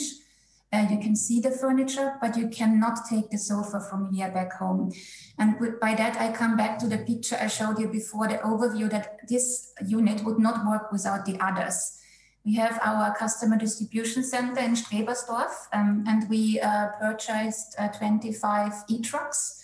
They are doing the last mile delivery. That means if you are buying a sofa in Westbahnhof, it will come from our customer distribution center by e-truck to your home, which is also very convenient because, of course, less and less people in the city center have a car. And then it's super tricky to find a parking spot just in front of your flat when you need to unload something. So this service is a part of the shopping and buying experience. So it's only that's why it is working. So you can buy everything, but you can only take the items you can carry back home.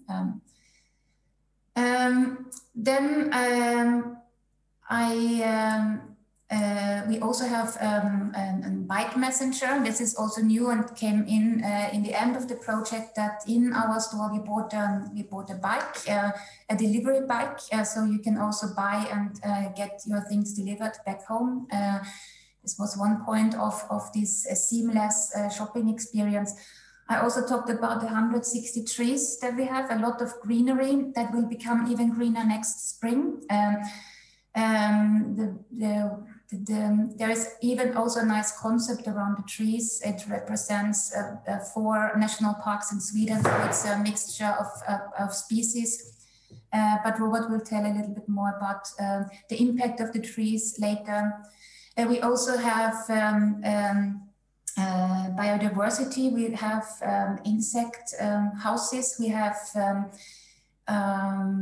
also bird nest spots, because in the old building there were bird nests, which we replaced then and built new for the birds on our grid. So we have 30 bird nest spots, and the bees will come next spring as well.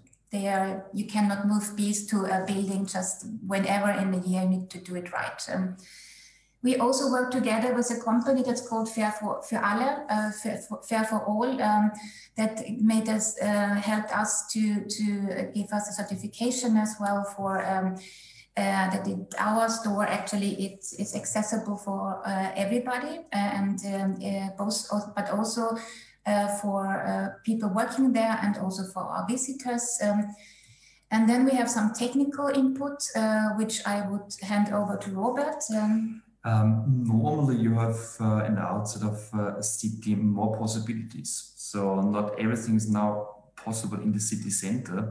For example, you have normally bigger land plots. Now you have a small land size. In our case, we have a subway underneath, so you are kind of using a lot out of it. So on the way, with a lot of engineering and also with good partners, also from the construction companies, you can find ways to be more, to do more. So for example, we added photovoltaic, we added a battery buffer system 1 megawatt, or also used existing technologies like heat pumps to integrate it in a smarter way into an existing building. So you can do something. Good. And there are other strategies that IKEA is working on in general, which are implemented on all our units. So by that, I think we are ready for the Sustainable City Store movie, which was part of a growth trip. And you will also see our country manager, Alpaslan, talking here.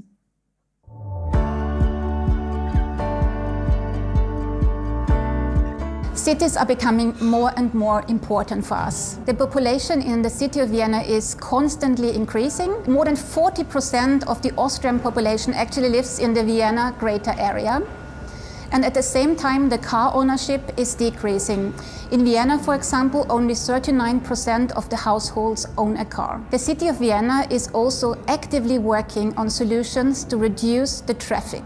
IKEA Westbahnhof idea was born with the ambition of creating carless IKEA store concept. It is perfectly connected to public transportation, and you can literally reach the site within 20 minutes from almost everywhere in the city. Compared to a conventional IKEA stores, this building saves every year more than 350,000 car journey. And at the same time, this results in 1,000 tons CO2 savings every year. The total building looks like a vertical park with 160 trees covering the 4 facades and the rooftop. And thanks to these 160 trees, in any normal day, any hot day, the average climate will be 1.5% cooler. 500 square meters on our rooftop are covered by solar panels. Those are saving energy and at the same time giving shadow places for our visitors on the rooftop terrace. And roof terrace is a public park indeed. Will be open to people for 7 days, 24 hours. And also in this building we have bird nests we saved from the old building.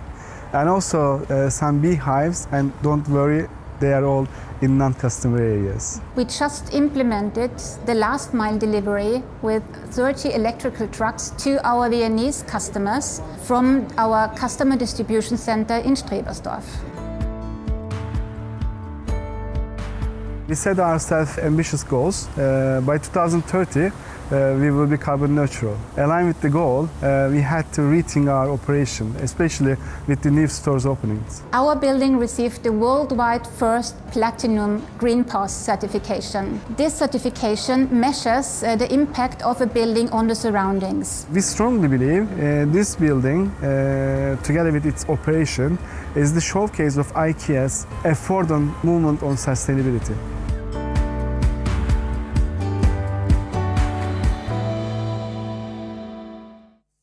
So, new ways of working, new ways of building and construction. So we were lucky also already in the beginning of this architecture competition. We found partners, in that case Greenpass, who were part of the winning team. And they already started from the beginning, and this is one of the key factors in that case. Sustainability starts at the beginning of the project, and not on the mid and not on the end, to be part of the design. So the biggest impact that we have seen is that we have to plan our new buildings, our constructions in a sustainable way. And in case of the greenery, it means green can also be planned and be efficient and be in the right place and decide what is good and what's not. In our case, we had a land plot that was completely sealed. And the first thing is we wanted to add, to get more. So Greenpass helped us in the planning phases, and then also on the way, they are part of a certification system that they created to measure it, also get the input out and say, okay, what we are doing gives a feedback, gives something back to the environment. And so there are more key factors like the climate, water usage, air, biodiversity, energy cost, and so on and so on. And a lot of key factors you can get out of it. And with our project, we were able to get the highest rating in that case. But it helped us to develop that project in a sustainable way. So we added something. We were possible to add something and do more. And a lot of key facts, and don't want to bother you with that, but one that's really interesting is that we have the possibility to influence the environment around us. So it also was mentioned, you will feel around the building less temperature. So in the hot summers, you will see the impact that you have the feeling that it is quite calmer than far away from our building. So you can do something. This is the key message out of it. And it has an impact. Yes, thank you. And by that, we thank you for having us here. Yes. And yeah, have a good day. Thank you very much. Thank you. Before we move on, I have a few short questions. First is, if you can remind us, how long did the whole planning and construction took? Did Did you hear a question? We can hear you. We started with this project with the planning phase in 2017 and started with the construction in the mid of 2019 and opened up this year in August. So you can see it almost a year of pre-plans of investigation and case study and doing these pre-planning phases, and then going into the permission planning and then into detailing. And then we already worked on parallel and integrated streams to be efficient and also steering the time. And before the pre-planning, we were working on our ideas as well on this site. So it did not start. The project did not start here. It started many years before. So that's why Robert and I have been already 5 years working for the project. But from idea to then finding the right partners to find the right idea, the right architects, the right partners. Through all these approval processes, we had to have approval for the zoning, and then through tendering and demolition and construction. First ideas, and this was not getting on that particular project for IKEA Austria, started 10 years ago to go into the cities. So it is a development. Thank you. And last question, what happened with the waste from the demolition? Was there something like reuse of the waste, or you have different plans with that? It is a mix of. We also have looked into that. We have also a certification from BREEAM. And what we did with the waste is sort it, reuse it if possible, and yes, collect it and treat it in a proper way. So of if you take bricks or also concrete or wood, for all of these materials, we have our own strategy, and we try to separate as much as possible and reuse also as much as possible, also on site for some particular materials. Okay, and there is a question from young architect student. It's about the context of the building and the design itself. It's simple. Why does the facade look like it looks? It's just design, or it's a way how to follow the principles we heard about. It has to be open, it has to be green, it has to be a vertical park or something like that. Can you tell us more about the language of the building? Yeah. Of course, this was the main idea of our architects, Sekyra Group architects, to actually create a friendly building.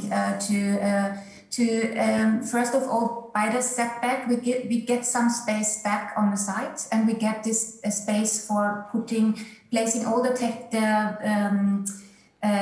ventilation, all these technical things, all what usually goes inside the building, all the emergency exits, all the elevators in between. So a little bit like Centre Pompidou maybe, where you have all these technical parts visible on the outside. And that's why we have these clean floor levels, which are for us fantastic at IKEA, because I said it before, we want to be flexible, we will change. And then from the beginning, the architects had the trees as part of their concept. And also, when we asked the architects at the third round if they need to take off something of the building, or what would they never change in their design, and they said it was the greenery and the trees. And yeah, we like that answer very much. So it is not a coincidence how it looks like. It's very thought through, and it has to work with this shell solution and the grid and the inner core. Okay, thank you very much again.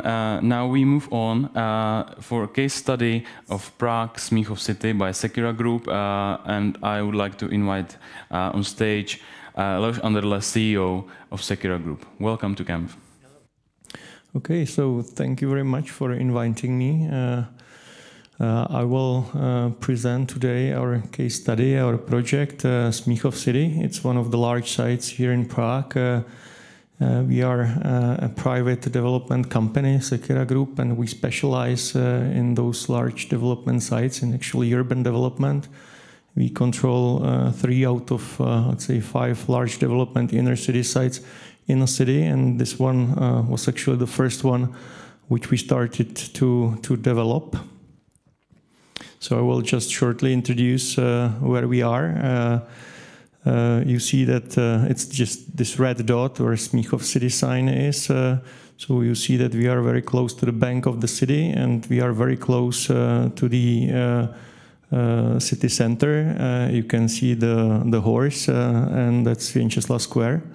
And we believe, because the historical city center is actually on the right bank of the river, this is on the left bank, we believe that this is actually alternative city center for the left bank of the river. It's very favorably connected on the Prague ring road. So you can see this ring road. You can also see that our ring road is unfortunately not completed. Not even the outer ring road, and not even the inner city ring road. Both of them, that's the dotted line, both of them are not completed. But anyway, to our side, you can actually get from all of the directions, from all of the highways, basically without getting through a single light. So it's really very well connected to the city. This is more of a close look, so you can see the Prague Castle, that's the red building. We have a fantastic view to Prague Castle and to Vyšehrad, which is the origin of Prague.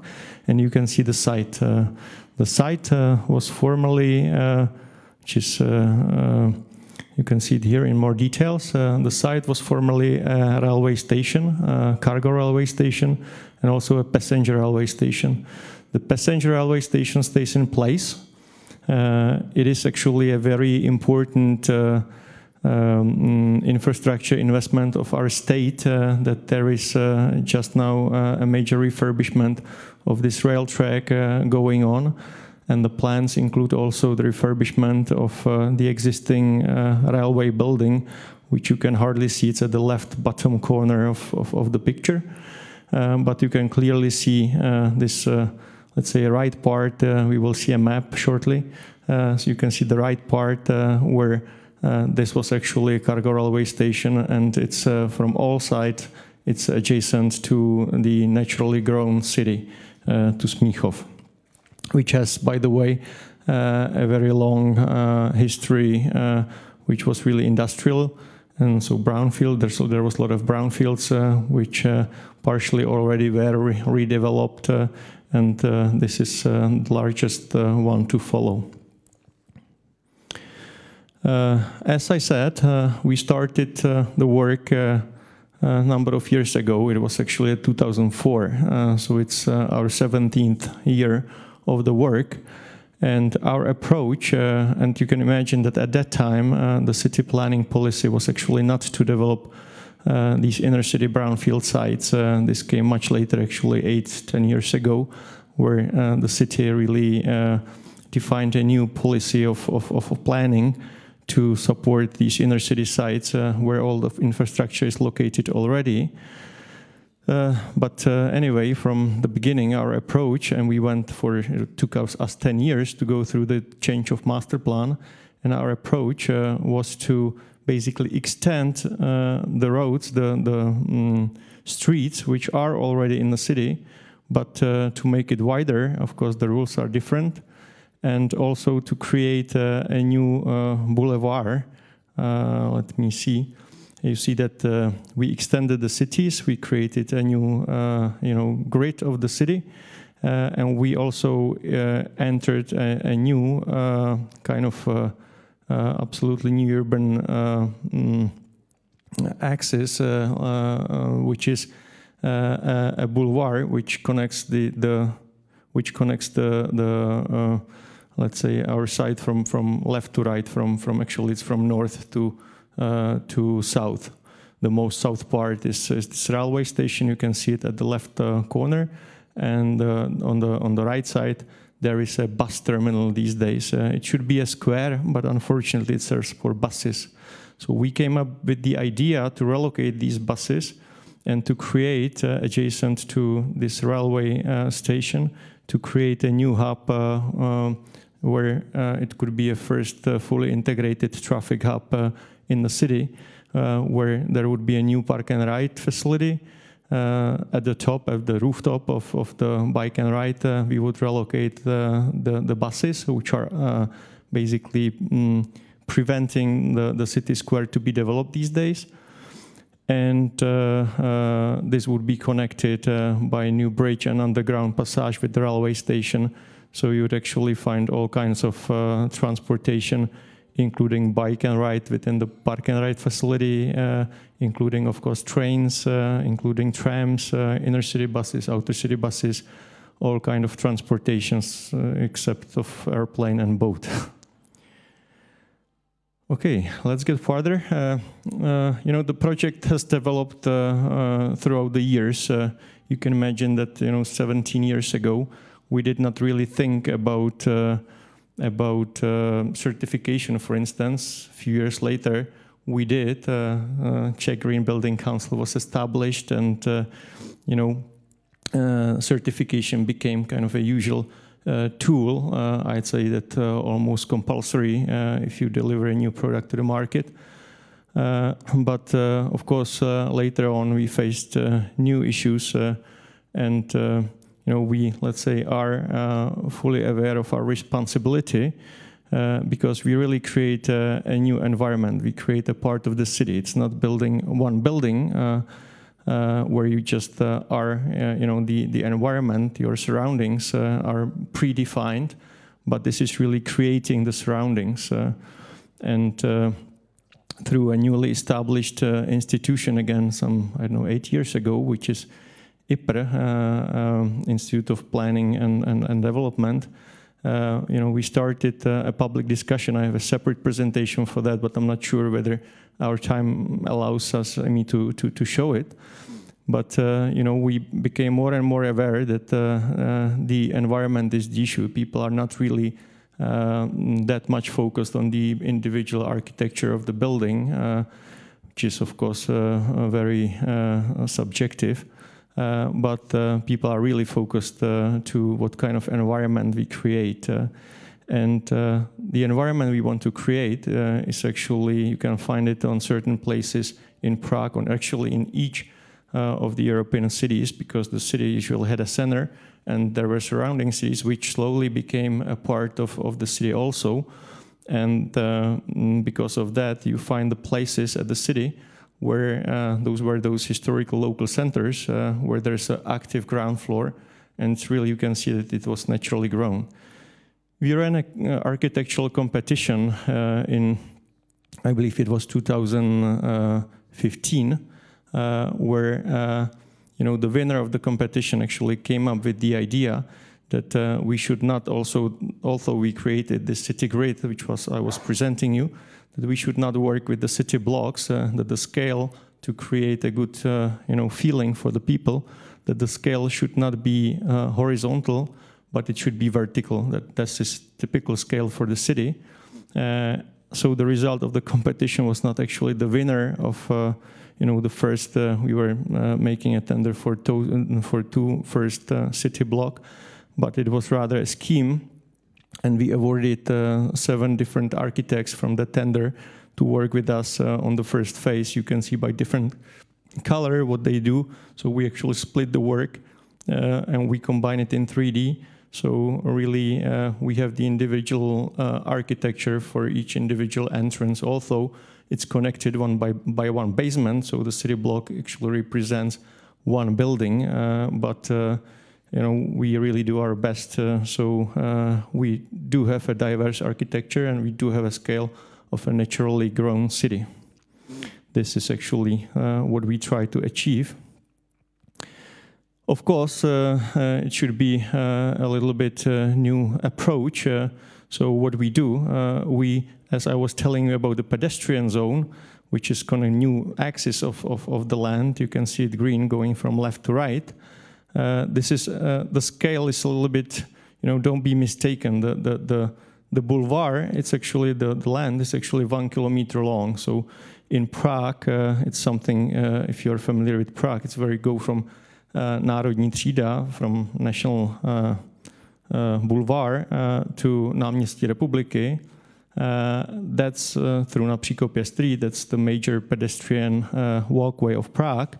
This is 1 kilometer, so that's the really comparable length. And concerning the width of this boulevard, this pedestrian road, it's actually 28 meters. So I believe in the last presentation, my colleagues have mentioned this Maria-Hilfer-Straße. Maria-Hilfer-Straße is 26 meters wide in the wider part. This is 28.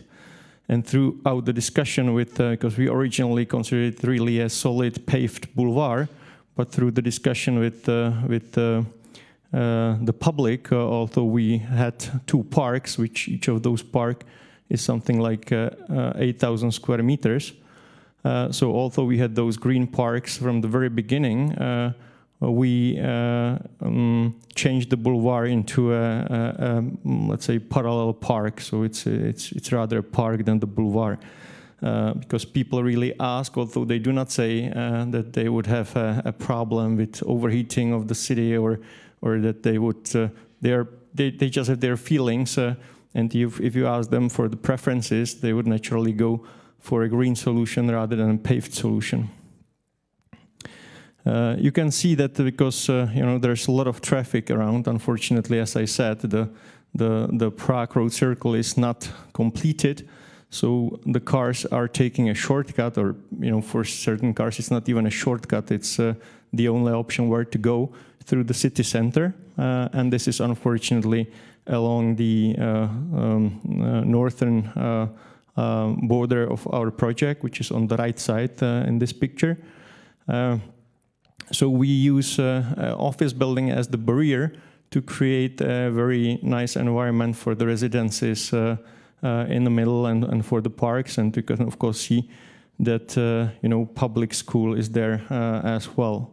As I said, throughout our work, we went through basically just comparing our investment and operational costs, but farther on it was of course certification. But these days we are really very deep in kind of WELL certification, and we think really about the impact of the outside to the people who live there or who work there, because for us it's really a major topic to make the people feel good. And as you can see on this scheme, where you also see now this transportation infrastructure, park and ride and bus station, which I was telling you about. And you also see that this red part in the middle, residences, it says that it's with ground floor retail. And that's basically, again, to create the environment which is quite usual for those historical city centers of those, cities or villages which were further connected to the city and became a part of it. And we in Prague have, Vinohrady, Žižkov, Davice, Karlín. So all of it was actually connected slowly to the city. And you have those local centers with an active ground floor. So throughout the whole site, actually all the buildings, they do have a ground floor which is dedicated just to the shops and services for the people, which we really believe it's very, very good for, let's say, the concept of the city of short distances, where everything is, all the amenities are in your neighborhood and you can basically walk. You do not need to use your car at all. It's just a pedestrian zone. You can, get out of your home. You can get a coffee on the pedestrian zone. You can walk your kid to the school, and there's, a different. This kind of picture is a little bit simplified structure. You have to consider that by, let's say, office function, we include also the other non-residential functions like elderly home people or student housing, which is there also, or healthcare, which basically we use the same grid as for offices, or managed apartments, and so on. So it's, let's say, more diverse because it's really quite a complex to introduce it. Here you can see where we are. First phase was actually started, which is on the right side. It's just the most north part, which was started after 16 years of development last year, which is this city block at the right bottom corner. And immediately after, actually, this year, we've started another city block, which is adjacent to it. So you see this 2020 and 2021.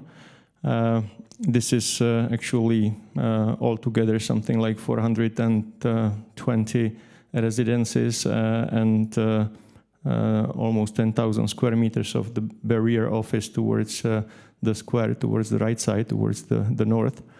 And then we go to the most left side, where you see 2022, 2023, that's our wish where we should start. There was a very important thing happening to us because we became a part of a tender for a new headquarter of Česká spořitelna, which is requiring 75,000 square meters for their new headquarters. And we succeeded to win that competition, which really speeded up the development. This south part of the development, because there's a railway from one side and the ring road from the other side. It's actually more, let's say, there's less residences. There are service apartments, student housing, but not the residences as such. So there's of course offices, there's a hotel. This south part, we felt that it needs to be let's say slightly modified. We had this grid which was showing, this is in 3D. And now you can see the south. We decided to modify the south slightly and to even modify the way the boulevard goes through. So we made it at certain places more narrow, so it's, let's say, more cozy, and then there are inner squares. And also we decided to keep the same concept as at the north, which is more residential, that you find an active facades, active ground floor at all of the buildings. That's, let's say, for us a must, which was a big discussion with the Czech Saving Bank, Česká spořitelna, as, let's say, the major client for this part, because this really has a certain impact to their security and so on. So our scheme, which we were offering, was that the building needs to be split in several parts, again, to keep the scale, and that the people actually have to pass through, which, fortunately, they evaluated as an advantage, that the bank is becoming the part of the active life of the city. This is, again, the important thing to mention. You see it, that really the city infrastructures, they're including the subway from both sides. We have two different subway stations, 1 kilometer apart from north and south side of the site. This is actually the result. That's what's being built. Currently, we are doing the structure of the second floor. By the way, there should be a speed tunnel underneath our buildings, speed train tunnel underneath our buildings. So it was a very complicated structure, because there is actually a bridge across this tunnel underground to make this happen, because we need to allow this tunnel to be built in future, which again will make this area more important. And this is the south part, the second phase, where you can see that the pedestrian zone is a little bit in a different shape. It's not a rigid 28 meters wide lane, but it's at certain parts it's much more narrow. I believe that it gets to some 12 meters at its narrowest point, but then it opens to small squares, which we believe people could appreciate. Again, we do a lot of exercise about the flow of air, about the temperatures. We have some water elements. We have a lot of greenery, and of course we work technically with heat pumps. We are not actually allowed, because we are in a city center, where all the limits are exceeded already, so we're not allowed, unfortunately, to do a local energy center. But we do our best to use, for instance, energy piles for foundations of our building, which are hundreds of meters long into the ground, to be as efficient energy-wise as possible. So this is again a picture of this south part. This is possibly one last thing to mention with regards to the urban plan, and then I will ask if there's some more time to open this public participation presentation. This is, we promised to the public that within those first 2 phases, we will establish all the city grid of the area. So basically, within those first 2 phases you have seen, we will do the pedestrian boulevard and the extension of the road, because the traffic, that's a major kind of element for all the planning in our city. So by doing this, by supplementing the existing grid and extending it in certain parts, we really manage, although there's 300 in this project, there's 360,000 square meters to be built, but by modifying the infrastructure and actually adding one road which serves as let's say major city roads, including the buses, one more parallel road, the result is that the traffic is being lowered in the area, although we bring some more cars. We enter the area from really directly from the ring road by creating new accesses, and then we create this new road, which will actually relieve the existing road, which is overloaded. So there was traffic was one topic, and the history of the site was another topic with public. And as I said, we had the decision for demolitions of all the building. It was issued by the authorities. There was no building historically protected, but there is one building which serves as a community center these days. So eventually, which was announced where we actually started our construction last year, eventually we found a way how to integrate this building, which is formerly a railway building, into the scheme, and it becomes a dominant of, again, one small city place where we believe people could feel well. So it's just another kind of result of the discussion with public. And I don't know if there's a time. Yeah. So if you could open the other presentation, please. I will just introduce it shortly because this kind of public discussion or just organizing architectural competition, it was not that common thing in the city in Prague in past. We were actually the first one to run successfully a large architectural competition, which I was mentioning in 2015 for the north part, and then in 2018, I believe, we ran a competition for the south part, including this modification of this urban plan, which was predefined. So we set some kind of major routes, but we allowed the architects to play also with the urban plan, not only with the buildings. It was actually in 2018, it was the largest architectural competition. It was open call. It was the largest architectural competition happening in Europe for 140,000 square meters to be developed. And also somehow in parallel with these competitions and these processes, there was a start in the city, like in general, there was a start of a public discussion of participation processes, which were not a part of the processes before. It was because the effort of institution of planning, and Smíchov became actually a pilot project for this. We initiated the discussion with the public by the end of 2016, and it went for, actually it goes even onwards even now, but the first part was the most intense. And you can see that we used, actually there's a large shopping center very close to the site, and they allow us to position this 3D model in their premises. And this was a model which was done at the Faculty of Architecture here in Prague by 6 different ateliers. So that means 100 students.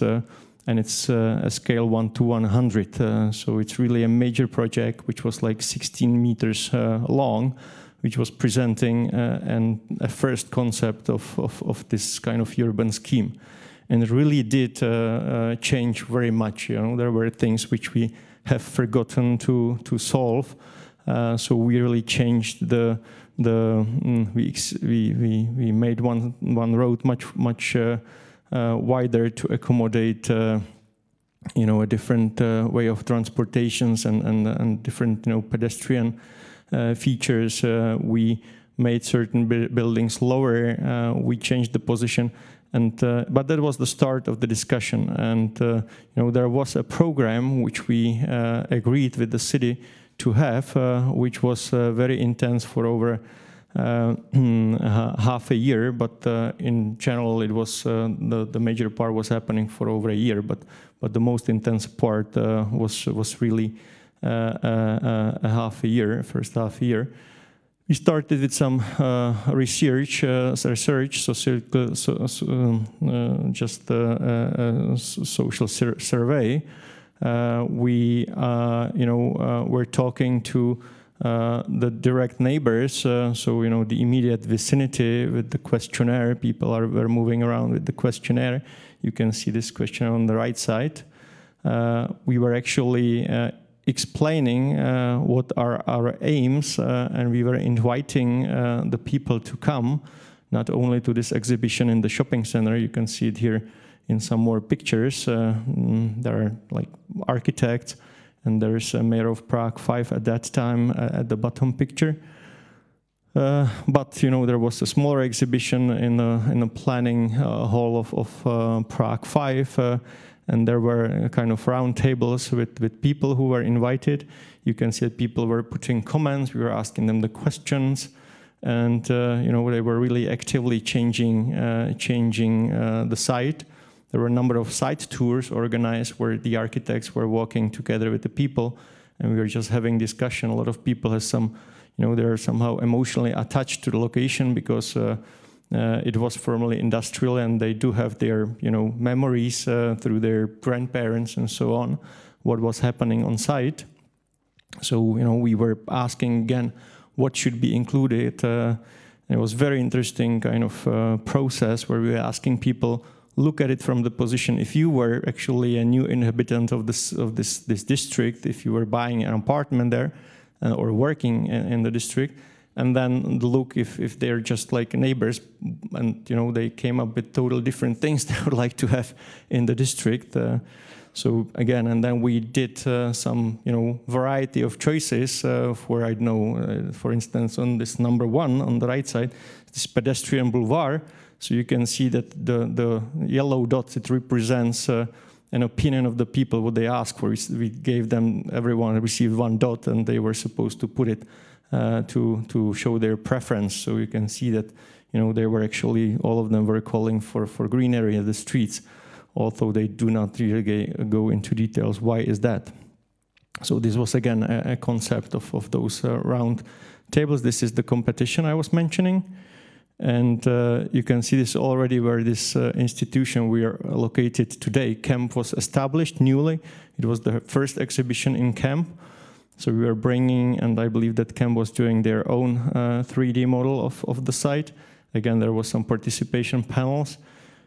The site, everything is done in 3D and virtual reality, so people could walk through the site, could share their thoughts with us. This is the virtual reality. It's actually a mayor at that time, Ms. Karnáčová, enjoying these Googles. And again, you know, number of issues we were solving, functions, this retail concept, hotel, the transportation solution, this new bridge over the rail tracks, which actually connects an existing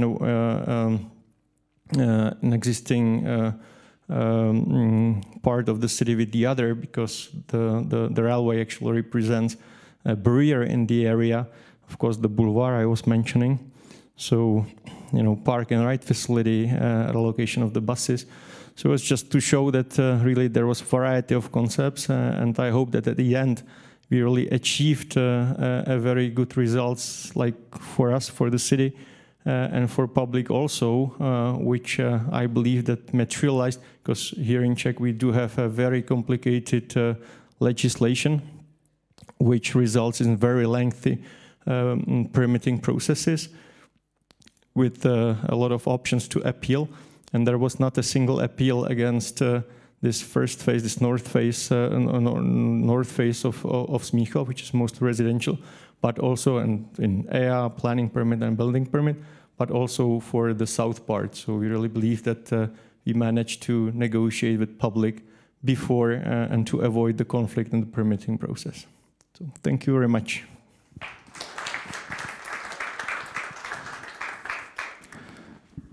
Thank you.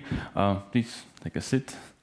So thank you for your presentation. Thank you for example of Smíchov city, and thank you and the rest of us to join us for a few questions and answers.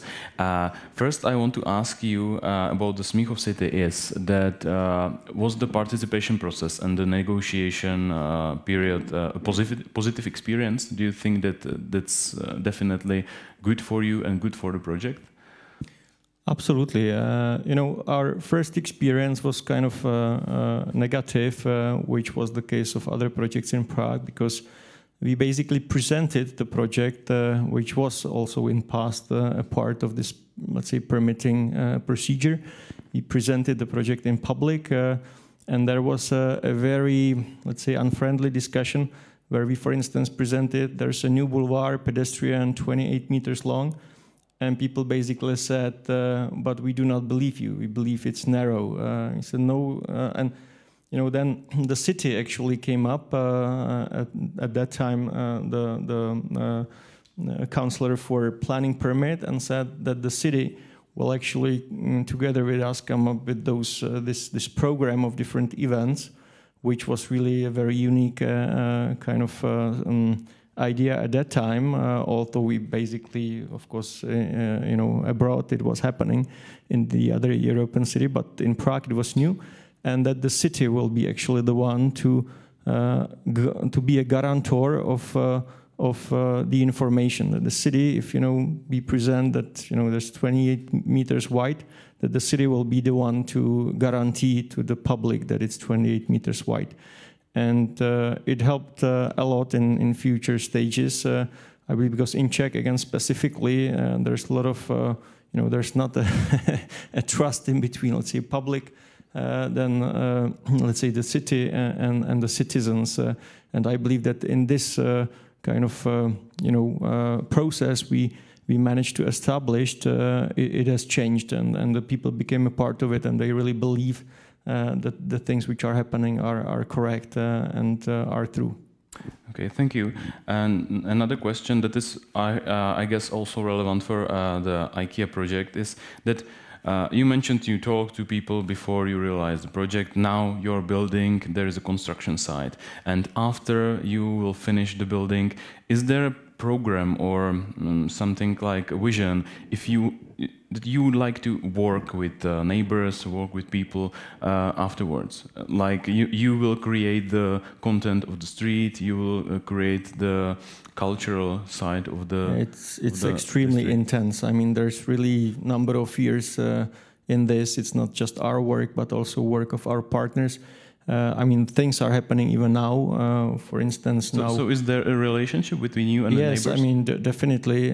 We do our best to be in touch with the district and with the people. As I said, we basically will keep this community place.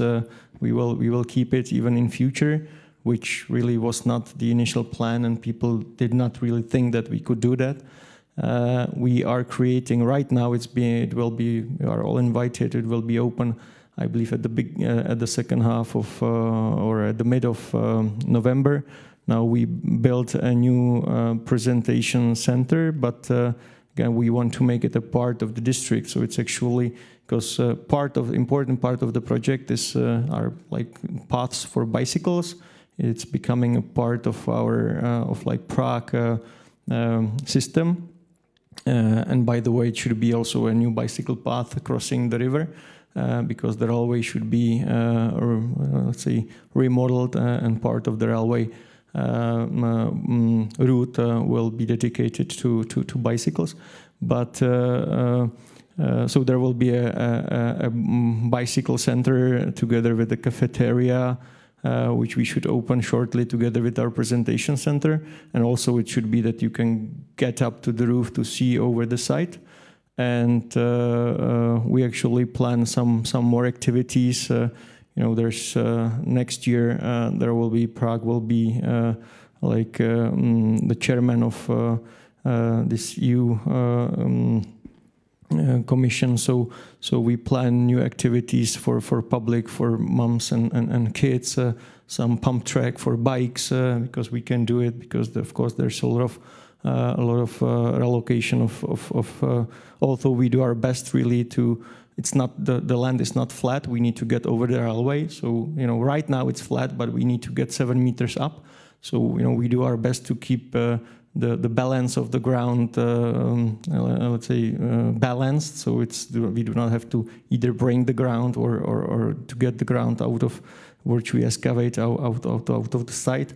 But temporarily, there's the excess of ground, so we use it for some landscaping and for some playgrounds. So that's, and of course we think about future. Česká spořitelna is becoming a major part of it. It's a great advantage because exactly like IKEA, they are, we're developers, so we eventually divest the buildings. We sell it, we sell residences to the funds, or residences to individual, we sell offices to the funds. But Česká spořitelna will be a major part of the district for generations.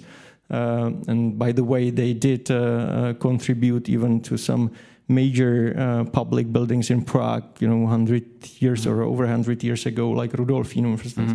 That's also their it was funded by Spořitelna. So we, for instance, create a concept for this pedestrian zone, how to place art and to have actually a curator, to have it should be managed as a actually exhibition, not kind of static thing. It should work. There's a number of actions. We do it already. I mean, we did open air concert on site 2 times. So I know once there was like 4,500 people. The other time it was a little bit worse weather, so it was like over 3,000. So I mean, we really do our best to be a good neighbor. Same question for Sandra. You mentioned that your neighbors wanted a park, and you build it on the roof. And now there is IKEA as one of their neighbors.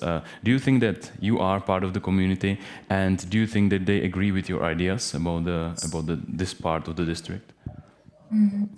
Yeah, actually it was the same. We involved the neighbors also very early in the process, also before we demolished the existing building, to invite the community as well, and to give an awareness of what would it mean when IKEA comes to be a neighbor here in that district. We also had regular updates, monthly updates with our neighbors on the progress on the construction site, and we invited them as well on the construction site for special tours. And I think this involvement of the neighbors and this opening up and being very transparent, there will be dust, there will be noise, as Robert said, gave us a high acceptance of the neighborhood as well, because they knew there will come something, it will have an end, and it will come something good out of it. And the second one is that the goal for us is to be a meeting place. We're constructing and building this together with partners to create this meeting place for the neighbors, but also for everybody else. There will be events that will be carried out from IKEA together with our partners at Show and Show. We have the rooftop, and I actually saw now that started with some yoga classes on the rooftop together with the local community. We will celebrate Swedish traditions on the rooftop. The rooftop is accessible for everybody, so you can just come up. You don't need to purchase anything. So I think this is already a contribution, and to find ways to celebrate together and to invite people into the building. Was our overall goal, yes. Thank you. One question for Simon. The first is about the book. If the book is available in online edition, so you can maybe say yes or no. No. Is that sustainable? Yeah, that's a good question. But we are collaborating with Gestalten, the German publishing house, and I think if we release the book digitally online, that yeah, there will definitely not be a follow-up then. Okay, thank you. We have seen two projects. First, of course, Vienna Westbahnhof, and the second, Smíchov City in Prague. We heard about the 5 principles that you mentioned that are in the book that describe the city of the future, maybe. Do you think that these two projects fulfill these 5 principles? Do you imagine that? Can you imagine that we will build a new city, like there is a Smíchov city on the green space, and build it to live in it, like the Brasilia was built? Do you think that it will be a successful city if we will do it like these projects were built? I don't think I'm in a position to comment on the two concrete projects and be a judge of that. But I will definitely say that that what I find interesting is what we're seeing some examples of, where we actually make both people and the planet a priority when we have a chance to edit our urban space. And in terms of Brasilia, I think this idea of a uniform top-down modernist idea that some architect or city planner can sit and define what is good for the many is luckily long behind us. And I don't see the future city as a city of Dubai. I see it much more as Vienna or Prague. And I think more important than talking about how we build new and make that sustainable, I think it's also really important to talk about what do we do with 99% of existing buildings that are currently not green, and how do we go about that balance. So yeah, I'm stubbornly optimistic, and I will continue to be. So I hope that answers your question. Thank you. There is a question about Smíchov City. If Smíchov City is car-free, but it is not car-free, but do you think that it's designed enough, well enough to be car-free, like that people will be able to imagine to live without a car? You know, I really think that, of course, it's not car-free. All the car you can hardly find in Smíchov City. You know, car parks on the ground, which is usual for the surrounding area. So we actually have everything underground, and the amount of parking places, if you compare it to the existing structures like newly built, which do have underground, like newly within last 20 years. So it's much more limited. I'd say that compared, for instance, if I compare offices, it's by 50%. So it is not car-free, but I really believe that it's of course e-cars ready. But I believe that the people really, you know, live there and work there. They do have such amenities because there's all kind of transportation you can imagine that they do not really need to use cars. And hopefully, in case it really will work that way, because Prague is not that advanced as, for instance, Vienna or Berlin, you have to also consider that Prague, we have a lot of hills, so it's not, for instance, that easy to bike, and our bicycle paths are not that sophisticated. So we are at a certain, let's say, stage, certain phase of development.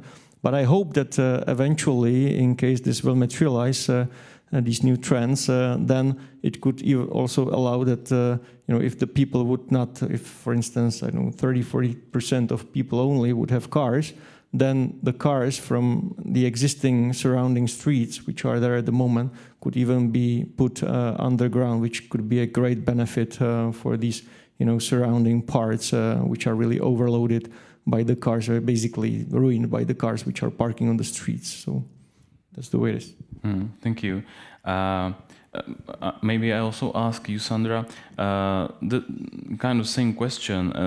People are very often afraid that when you build something, there will be more cars, more traffic.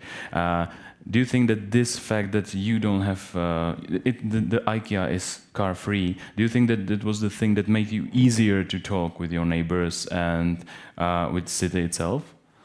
I think definitely for the city, because the city has also plans to reduce the individual car traffic. In future, this is a part of the development of the city, and it was almost a demand of the city. If IKEA comes to the city, you need to secure that we will not add to the existing individual car traffic. So this was a prerequisite for the neighbors. They were more afraid that anyhow, if we will plan for a car-free store, but they were still afraid, of course, that people will arrive by car and will create even more traffic in the district, circulating and searching for a parking space. Sorry. So we were really very aware of this fear of the neighbors, and also steering communication and marketing-wise, always that that this is a new store, it's a new concept, and it is without a single parking spot. So this is the main message now also in the entire marketing campaign, that you should come by public transport, by car, by foot, or by bike. And I told you before that now we are open for 5 weeks, and there is no traffic jam. I can see cars traveling around. So it seems that it was the right for that specific spot. It's only working because it is connected to this fantastic public transportation network. Thank you. Your reaction? I just wanted to mention that with respect to ground floor retail, we really consider it as street retail, and there are no parking amenities for the retail as well, which in total might be something all over the site, might be also something like 20,000 square meters of the retail, basically with no parking amenities, except that we have some retail for like food supermarket, which is 1,000 square meters, and in that part, let's say reserve 20 to 30 parking lots, because we believe that people could need it, which are underground again. And of course, at the most south part, there is this park and ride facility. By the way, these days on this train station, there's 45,000 people moving a day, and the busiest kind of crossroad place in Prague, except of the historical center, it's actually 1 kilometer apart. It's Anděl. It's actually the same exit as the subway has 2 exits, so it's the most north exit from one of the subway stations, which is attached to our site. There's a large shopping center. I can actually see a representative of this shopping center in the auditorium, and there's 60,000 people moving a day, and we believe that by relocating this bus station, as I was telling you about, the railway station will actually, there will be 60,000 also moving a day. So it's the most busy place. It will be by inhabitants, it will be the busiest place in the city. So we really believe that people will walk through the site, and they will really just walk as pedestrian with no cars attached to it, to the street retail amenities, including number of restaurants. There is a question that there was not heard from presenters about properties ownership. Usually is the biggest problem. Did you have to solve it somehow with owners? That's a question especially for you, because the Brownfield was owned by many institutions, I guess. So was there... Actually, it was not that complicated. I believe that we had a kind of easier situation compared to IKEA, for instance, because first of all, we do not have, or there's a very limited amount of direct neighbors if you, let's say, consider size, the scale of the project. And even if there are any, they are, let's say, divided by very busy road from the site. So I'd say that we did never face within the process kind of some, this effect, NIMBY effect, not in my backyard, we have never experienced it, that people would say, we really do not want any construction because we could not see from our windows anymore. And I'd say that they even appreciate the district because it dramatically increases the value of their buildings. And on site, the site was owned by Czech Railways majorly.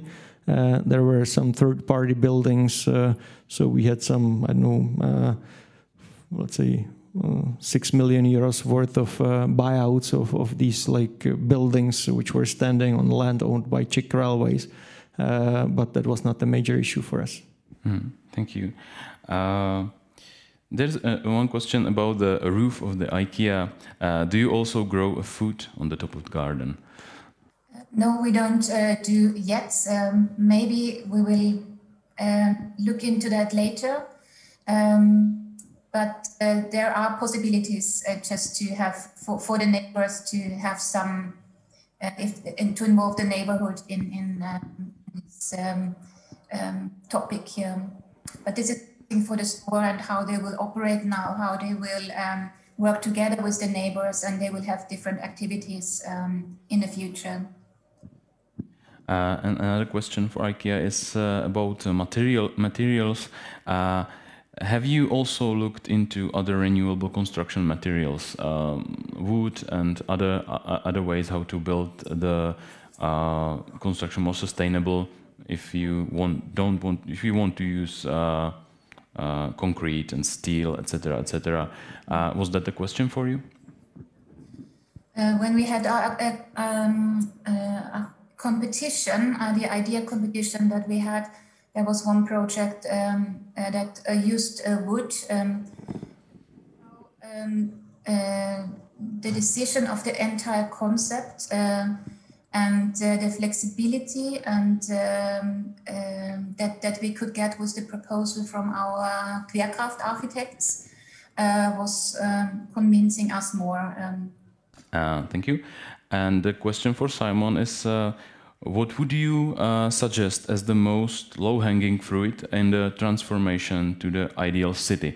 What is the nearest thing we can do, the easiest thing we can do to move on? Electrify everything with renewable energy. That transition needs to happen now. I would say prioritize people and planet when we look at urban development. Design cities for people instead of for cars. I prioritize a 15-minute city where everything is accessible locally. I would say ensure affordable housing. And of course, make sure that our cities are regenerative, that we actually give back more than we take, would be some of the, maybe not low-hanging fruits, but at least what we should prioritize. I think what is important is that we take a much more holistic approach to our city developments. It doesn't matter how green a building is, if you need to commute 60 minutes to work in a gasoline driving car to get there. So I think we need to break down some of the silos and actually look at cities much more holistically and with a multidisciplinary approach together with the people actually living there. Well, and the last question for both projects. What was the most intense experience, the most important thing you learned during this project that you will like to use in the next one? IKEA first. Yeah, I was leading the project as an overall project manager. So for me, it was the close cooperation between all partners and the same vision and goals that we had. So it's both from the architects to the construction part, to the construction companies and IKEA itself. Never gave up on the vision and just sticking to the original idea. And we did that together. I think that was a big learning. That could lead to success. Okay, thank you. Mr. Andela?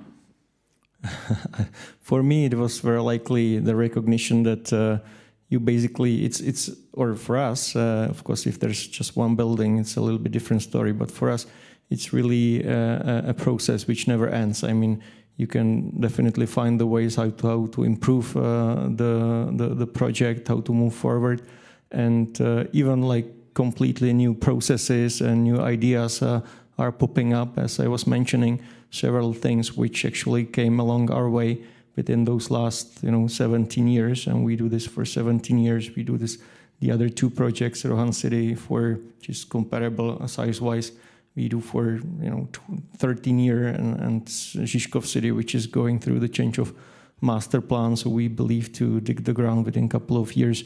We do 14 years or 15 years already. So it's really a whole life cycle project, because I believe that I will stay with the project for the next 15 years.